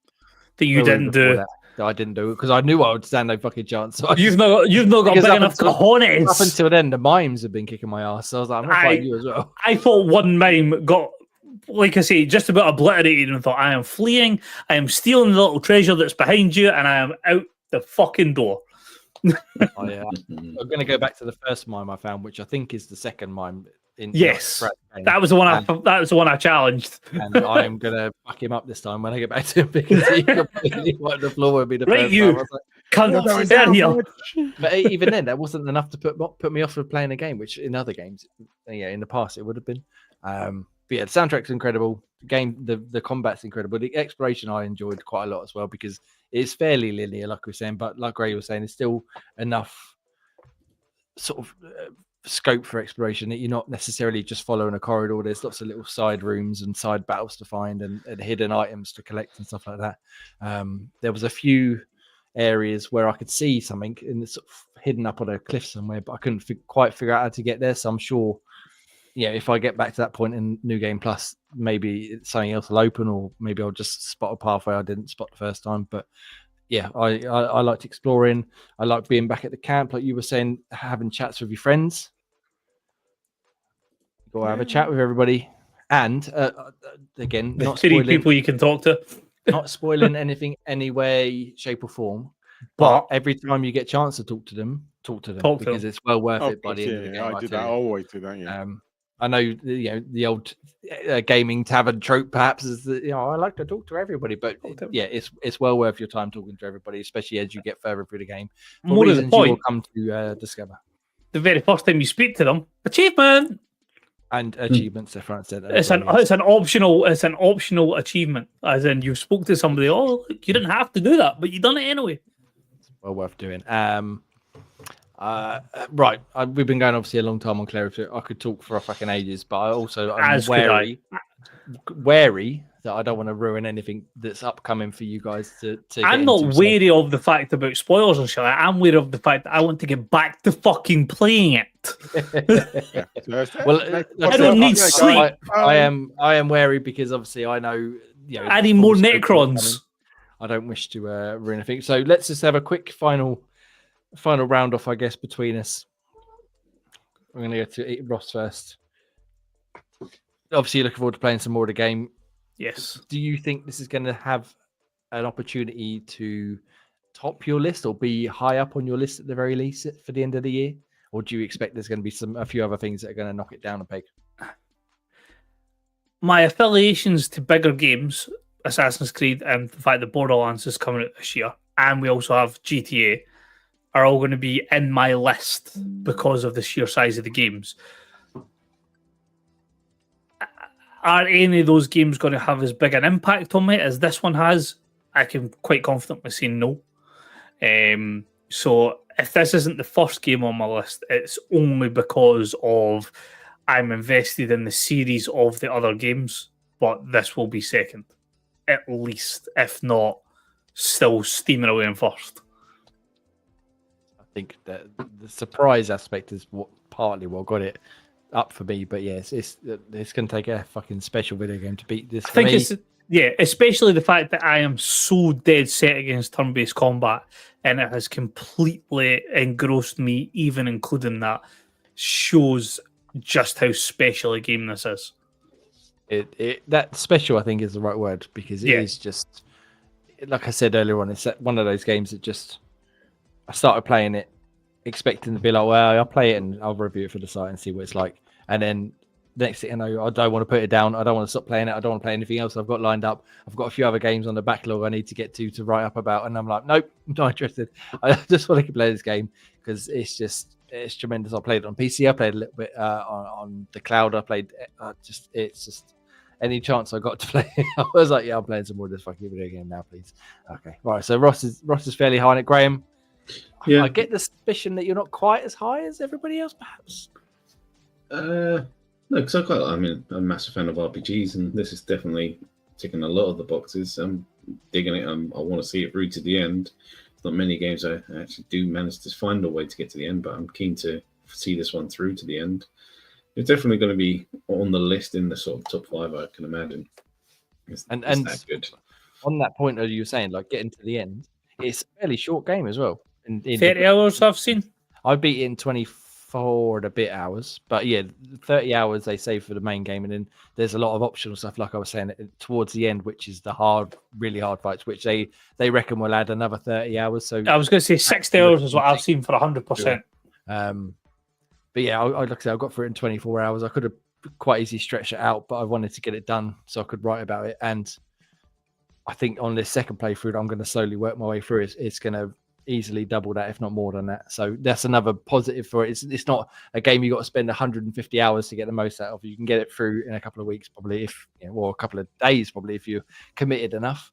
By next Sunday, this game will be finished. I fucking hope so, Ross, and then we can talk more in depth about it. Yes, please. So good work, Graham. Thank you very much. Ian, you were obviously skeptical, and now you're an Expedition 33 convert, I hope. Yeah, I think it's going to... I can see it getting up there. I'm really keen to see it for the end. I'm actually really enjoying the combat. It does bring me back vibes of my favorite game of all time, Legend of the Dragoon. So I can feel it will be up there. Could I put it number 1 with you? I probably not. I'd rather buy a rope.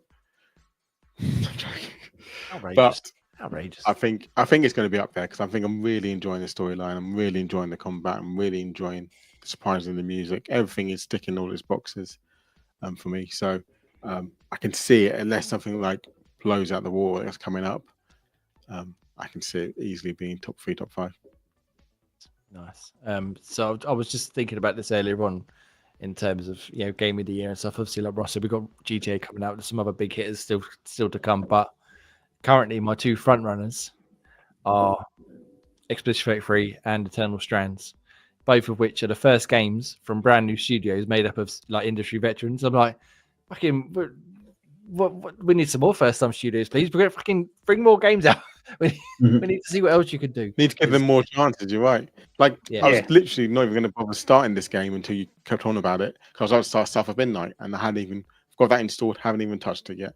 Yeah, I'm exactly the same. And I was big on South of Midnight and wanted to get in it, and I'm just sort of like, fuck off.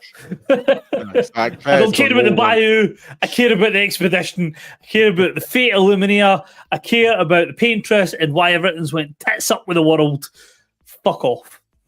Well, I do want to get into South of Midnight because I think that's meant to be good, but like I say, Clair has just taken over now.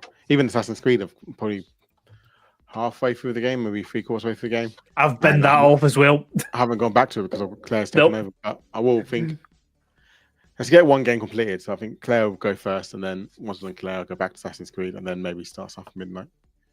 Yeah, South of Midnight was one of the ones I was wanting to get to, but I've got, like I said, a few other things we might get to very briefly in a minute. But yeah, that'll be my next one to start, I think, once I've cleared off a few other titles. But yeah, I might just go back to my New Game Plus run of Clair Obscur, to be quite honest, and carry on with that because it's just absolutely blown me away, and I can't get over it enough. I'll be very interested to hear Special Guest Pete's thoughts on it if he properly plays it at some point soon, because I do think it'd be something he'll really enjoy, and he will get the most, I think, out of fine tuning all the Pictos and Lumina points and all that. And yeah, it'll be very interesting to see what he says when the time comes. Final Fantasy. I don't think we'll see him anytime soon. Yeah, we'll see. But I think unless anyone else got anything else they really desperately want to talk about Clair Obscur, again, unless you want to sit here for another 3 hours, I think we should probably move on. But it's such a I can't get over how good it is. Play it. It's on Game Pass. God damn it, play it. And if you're not, I'll tell you what. One final note: I was enjoying it that much. I actually looked at buying the special edition just because I thought I love this game, but it's sold out and it's quite a lot of money, so I chose not to. But I considered buying it on PS5 just to have it. I was like, I don't need to buy it. I've got it on. I don't need to buy it, but I just wanted to buy it just to support them and say, look, I fucking love this game, and who knows? Wouldn't be the first game I've bought multiple versions of just to seek help now. Yeah, please don't. So we'll see, but I mean, I didn't buy the first copy, so the least I could do is buy one copy. But we'll see how I feel. You're already buying the soundtrack. I am buying the soundtrack. Fucking too right. It's tremendous. I'll buy everybody a copy of the soundtrack. You can I just download off YouTube for you if you want. I mean, you can just download it off YouTube, but that's not the point. No. Anyway, let's move on to the J Blurb. It's the Toto Africa of soundtracks. You've heard it from Jay here. Way to bring a mood down, Gray. Way to bring it down. Trying to bring you back to your senses. Anyway, Africa. Tremendous fucking game. Absolutely brilliant. Play it if you can. Play it if you can't. If you can't, don't care. Just fucking find a way. LG TVs have got the Xbox Cloud gaming on it now. So Samsung as well. Samsung. Fucking do it. Do it. Get a Fire Stick. Get a Fire Stick. It fucking works on that as well. Play this fucking game. Anyway, let's move on to some other video games. Couldn't miss what you said. You said the LGBT. So what's that got to do? No, I avoided that. What did I say? Joke. You started off saying LG, and Gray thought you were going to go doing the LGBTIQA. Oh, okay. Right, well, I mean, who knows? Been able to play the game. They might have access to Clair Obscur, and why not? Eh? Let's fucking everybody play it. Get playing it. Doesn't matter. Let's play the game. Anyway, let's move on to other video games. I feel like we should give Ross his football manager moment, even though I fear stretching this out. We're an hour and 38 minutes in. This could be dangerous. Ross, let me crack open another beer. Go for it. So as you're aware, on our football manager journey, we have implemented the draft system where we are putting in a bunch of created players to bolster out the lesser teams, so that it's not just Bristol City v Brighton year in, year out for every competition. It's now starting to show the fruits of its labour. They're all starting to play the Premier League, or we're coming up against them in the Champions League. Some of the players are absolutely disgusting. 17-year-old and like green stats and like the mentals, the technical and the physical attributes. So that's going to be interesting to have to deal with. Brighton and Bristol City met in the Champions League final. It was the fifth time that we've met in the Champions League final. I think it was sitting at 2 apiece. And Bristol City came out on top after an absolute barn burner of a game. It went to extra time.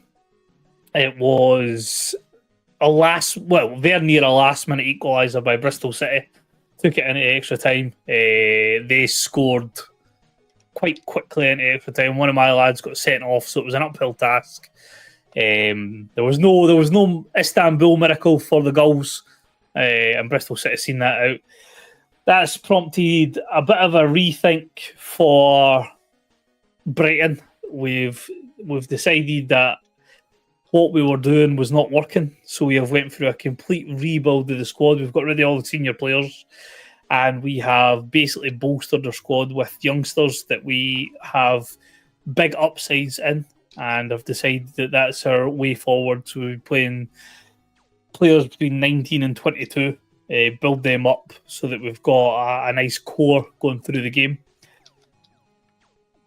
The biggest news of the save, and it is utterly bizarre, and we've been trying to work out why it's happened, but Man City, the 115 charges seem to have happened in this game. They have sold this season a combined value of £1 billion worth of players.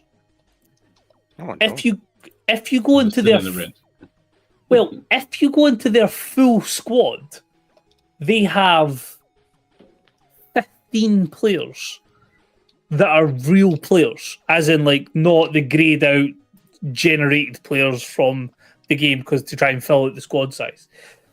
They only have, after selling £1 billion worth of players, £7 million in their bank account. So something very fucked up has happened at Man City. So the team who has 8 Premier League titles, 2 Europa Leagues, 1 Super Cup in this game are currently residing in 19th place in the Premier League. Great. With a minus 25 goal difference after 16 games, and they have 11 points, tied with Derby and Sheffield United. Yeah. How the fuck this has happened, we cannot work out. But Man City are relegation fodder for this game. It has been... Oh dear. It's been the weirdest off-season for Man City.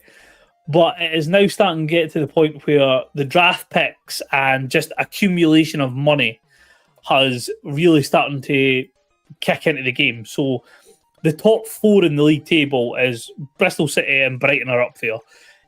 Newcastle, Arsenal, Chelsea, Man City, Leicester are up there. Villa, Blackburn.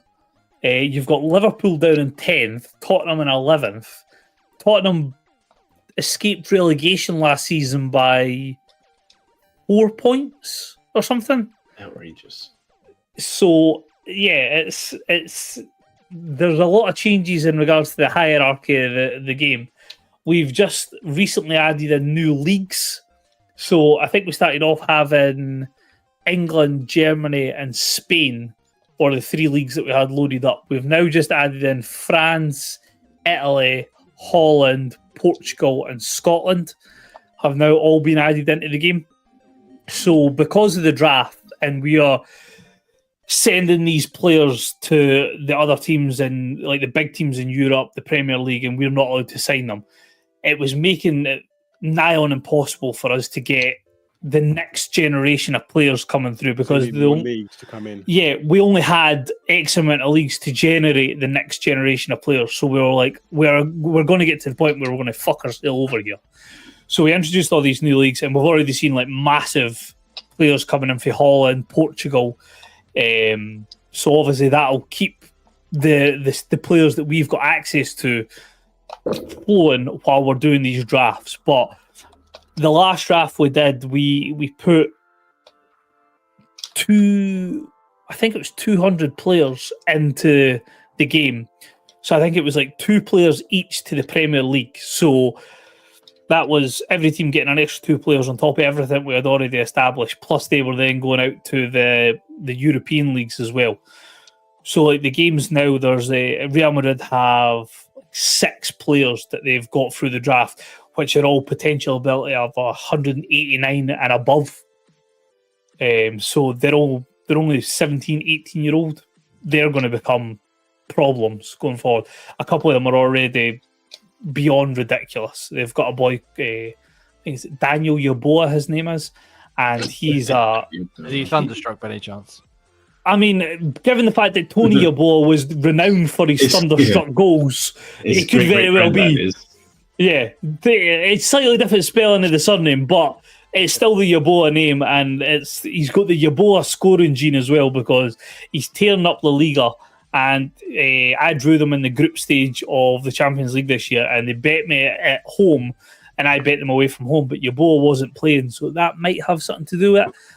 And in the first knockout stages, Bristol City have just drawn Real Madrid, so that could be an interesting wee tie of the 2 giants of the save. But we're in 2039 now, so the season, the save's 18 years. We're into the save now. Bristol City are probably going to have a spell of dominance because, as I say, I've reset to try and build up. But from what I've seen of the youngsters so far, I was expecting them to be struggling for top 4 with the draft picks. But currently sitting 3rd in the league, a point behind Newcastle. So, Newcastle up there, nice. Yeah, the young boys they're proving their worth. We've just got to see how the rest of the season plays out. But I think Brighton will win it. Bristol City will win it at a canter this year. Not that they haven't won it in previous years at a canter as well, but this is we've really gotten deep to the save now, and even having added the draft in, there's no less enjoyment 18 seasons into the game, which is testament to the not attraction, but the affection that we've got for sort of the players that we've developed and things like that. Between him having his Vestal top and me in the process of looking at buying a Brighton top with Timo Alvert on the back of it, it's a love relationship for the game. Nice. Very nice. I would ask questions, but I literally have no idea what you just said. And we've been going for long enough already. It's all right. When Graham's listening to it in the car tomorrow, he'll be like, "Oh, it mentioned Football Manager. It's been so long." So we going back to Clair Obscur. Let's talk about that for a little bit. No. Unless you want this to be a 6-hour podcast, Jay, we need to crack on. We do, but I did just Google it very quickly. I just thought it'd be a fucking tremendous Switch 2 game. Take on the go, do a few. It would be, yeah. As you're traveling around, it's not confirmed yet, but that'd be awesome. But the first thing that come up when I googled is Clair Obscur, is Clair Obscur woke, and get in the fucking bin. How is it woke? Well, what part of it's woke? That's the first Google result. That's not ones that I've already searched for already. I don't get in know the fucking bin. Yeah, get in the fucking bin. Just play the game, enjoy yourself. Right. We've got other games to talk about. Anybody else desperate to talk about the games we've been playing, or should we move on? Because I don't want to do the news. I think we're going to skip over it. We've been going too long already, and it's very late. Yeah, we're at an hour 47. Nothing particularly exciting other than Indiana Jones is selling pretty well on PS5, and we've talked about my game before remake has reached 10 million sales. Ian, you got a game? No, we can talk about it next week. I'm still okay, playing yeah, we can talk about the other game I'm playing next week as well because it's not very good. So we can move on from there. The only thing I would say, and I am not going to discuss it, I'm going to rapid fire it because this is technically the first podcast of Gaming Tavern, so we need to be fair and impartial. So, Until Dawn devs' unannounced Blade Runner PS5/PS6 game has been cancelled. Bethesda are partnering directly with PlayStation for a strange Doom: The Dark Ages trailer. Ghost of Yotei, which is the next game in the Ghost of Tsushima series, gets a PS5 release date plus pre-order details. CG Projekt Red said that trying to get Cyberpunk 2077 on the Switch 2 was a bastard, which you can completely understand given the visual fidelity of that game. And as Jay very briefly touched on there, Indiana Jones is selling faster on PS5 than Xbox and Steam, which maybe initially looks like a win for Sony, is actually a win for Xbox because it just proves that they're third party. We've got it in Game Pass. We developed it, but we're letting other people play it. Is a money-making scheme, and they were very much right in doing what they've chose to do. Indeed, and obviously there's a lot more PS5s out there, and a lot of people were probably waiting for the PS5 version because they don't have an Xbox. So go on, play the Indiana Jones in a Great Circle. That's a tremendous game. And also, Fusion Fingers. Fusion Fingers all the way. Mentioning That's of all Until of the Dawn, Fusion see they brought a Fingers. film out based on the same universe, but not the same game. Yes. Yes. Is it Yes. out now? Is it? It's now out yet, is 25th, it? I think came out. Well, in the US came out 25th. I'm not sure about UK. Okay, yeah, I knew it was out soon, but I don't know exactly when. But maybe we should watch it at some point. I don't know how well it will translate. I haven't seen anything about it other than the fact it was coming, but that's by the by. We can talk about all sorts of video games now. Not that we didn't anyway, but we can now. We're Gaming Tavern on YouTube, which we record each episode at 8 p.m. Yes. How if we put a poll out, how long is Jay and Gray taking off the podcast when Pokemon Legends ZA comes out? We're shutting down before then. Right, let's move on to that. So, as I said, this used to be Xbox Tavern's Xbox Tavern. You can still go to xboxtavern.com and read lots of reviews, including my Clair Obscur Expedition 33 review. I don't know if you gathered or not, but I quite enjoyed it. I've also did a review today, Still Seed, a sort of stealth action game, which we'll talk a little bit about next week, but it's not very good, if I'm perfectly honest with you. A little bit disappointing. Phantom Breaker Battlegrounds Ultimate review from AJ, as well as Techno Banter, and Ross's Atomfall review. So go and read them now on xboxtavern.com. We've got things going from Game Pass. Things coming to Game Pass, Ross. Obviously, we got some. We didn't even touch on this topic yet. Exactly. This just shows how good it is, and that was one of the things I was going to touch on when I was going through this list. But obviously, coming up to the end of the month, it's sort of slowing down in regards to what's coming to Game Pass. But this is the ones that we've had in the last week, and a couple that are due to come in the week following. But April 23rd, we got the surprise drop of the Elder Scrolls Oblivion Remastered, which again I started playing, and then a certain French Expedition game came out and has never been touched since. But that is there. It is beautiful to look at. It is an improvement over the original game, but still having some of the quirks of the original game. So if you loved Oblivion, or if you love Skyrim and you never played Oblivion because one, you were too young, or two, you thought it was too dated by the time that you went to get into the experience of the Elder Scrolls world, this is definitely the time to jump in for it because it is fantastic. Obviously, Clair Obscur Expedition 33 came out on the 24th. That was on Xbox Series X and S, PC, and Cloud. And the ones due to come out this week on the 29th, we have Towerborn, and that's Series X and S and Cloud. And rounding out the month on the 30th, we have Far Cry 4 on console, PC, and Cloud. Yes, go play them. I think Towerborn was another big sort of Game Pass get, and that's kind of just completely under the rug. Nobody cares because Clair Obscur is just fucking taking all of the oxygen out of the room. Well, that was the small point I wanted to sort of touch on just in regards to when we were doing the list. The fact that Oblivion came out the day before Expedition 33 and it's still as well received as it is just incredible. The fact that it done that. Also, because we are a Fusion Fingers inclusive team, the games coming to PS Plus this month was RoboCop Rogue City, Texas Chainsaw Massacre, and Hacker's Memory, which is a Digimon game. Yeah, of course, we should include the PS Plus games and possibly Nintendo Switch Online now. Although I wasn't including the games that had left PS Plus because there was 23 games left this month, and I thought Ian would kill me if I put that. Yeah, we won't worry too much about that. But yeah, PS Plus. I must admit, I'm quite tempted. Oh, well, I would like to play that RoboCop game. So is it tempted to get PS Plus for a month? No, because I'm going to be playing Clair Obscur Expedition 3. But at some point, maybe I might do. Who knows? But Ian, things are leaving Game Pass, obviously. Yeah, again, we used to be, we are an Xbox-focused place, but we like to talk about everywhere. But we're going to focus on Game Pass for now until we get it all set up properly. Ian, things are leaving Game Pass. I've made the list updated for you, so read away. Did you? Oh, I got my own list. Hopefully it's the same list.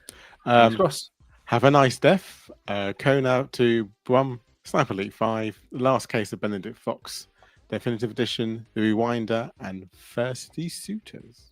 In which case, we were all bingos on the two lists. Damn right there. So they're leaving in on May the 1st. Go play them if you wish to. I have had Have a Nice Death installed since it launched in Game Pass, and I haven't touched it. But now I'm afraid Clair Obscur Expedition. I was going to say, are you likely to touch it, No, given the absolutely fact that you have Expedition 33? Absolutely not at this point. I'm sorry. Last case when the Fox was good, but No, it play wasn't. Clair Obscur instead. Yes, play Clair Obscur. But basically, whatever you're playing, turn it off. Go and Yeah. find Clair Obscur. Go Wherever play you can. Clair Obscur. However you can play it. Go and play. It's as you've gathered, if you made this far, it's just one of those games that it's going to be a defining game of the generation, shall we say? Yeah, it is Probably absolutely. for a long time to come. Like I say, I am shocked at how incredibly good that game is. I would again, never have. When I did my review, I decided I'd give it a 10 because I thought it was that good, and I was like, I'm going to be the fucking cunt here, and in the room, everybody's going to be like 7s and 8s, and it's all right, I suppose, but it's got all these problems. No, everybody across the board, 9s and 10s, left, right, and centre. And We got in the thing, didn't we? We were the very first.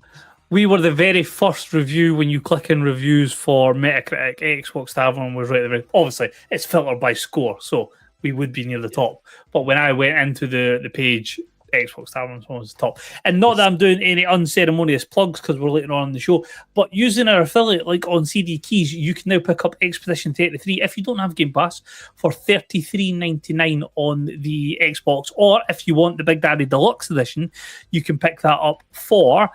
Wait a minute, because I just need to make sure I get the right one. $39.99 down from $49.99, so you're saving 20%. Fucking bargain. Because again, obviously, I got a copy provided to me for review from Sandfall and Kepler Interactive, but the deluxe edition includes some extra costumes and a few little bits and pieces. Nothing too crazy, but again, I was tempted to buy it anyway, just because I love it so much. So perhaps I will make use of that at some point on the PlayStation 5. We'll see. I don't know. Am I a mug? Yes. Do I care? No. Look, you're bad enough that you bought the Resident Evil games, which are nowhere near as good as this. Exactly. So, I bought Resident Evil 6 3 times. I can get away with buying a game I actually like twice. Not Resident Evil 5, that's about fucking Resident 6, can he beat it? Well, you can beat it into the fucking ground. But let's move on. Anyway, thank you very much, everybody. It's been a pleasure. If you made it this far, you're a fucking hero. Play Clair Obscur Expedition 33. You can find me at next time. You can find us at Xbox Tavern. You can find Russ At Scottish Gruff. Graham. Graham Reaper. And Ian. That's Clair Obscur 66, 33. 66. 66? I mean, 66? that's the thing. I'm wondering where they're going to go. Whether they. Well, that's what I was going to say. This is going to be the preview game. This is going to be the prequel. Whether we're going to see any of the other expeditions, because although they might not have succeeded, how good would Clair Obscura Expedition 0? Exactly. The very first one. The first time they come across, and they don't understand what's going on. Or no, even that. It would just be like Clair Obscura, Lumineer, and then you see why they needed the expeditions. Yes. Don't get me all excited, Ross. They've announced no DLC. They've announced no hints of a sequel. Obviously, again, they've literally just finished it. I'm not badgering them, but yeah, please give me more. Yeah. That'd be tremendous. Thank you very much. Sandfall, if you're listening, we greatly appreciate your viewership. However, if you could produce another game, maybe in the next 2 years, because you're going to have bigger staff. Thank you. I mean, I'm getting older. I'm getting older by the day. Come on, just fucking knock them out. Yeah, I mean, if we're talking expeditions, Jay should have been gone. He should have had his gamage 25 years ago. Yes, he was on 0. Let's move on. He was in the first group. Games out, please, and thank you. But yes, so go play that game. Hopefully, join us again next Sunday, 8 p.m.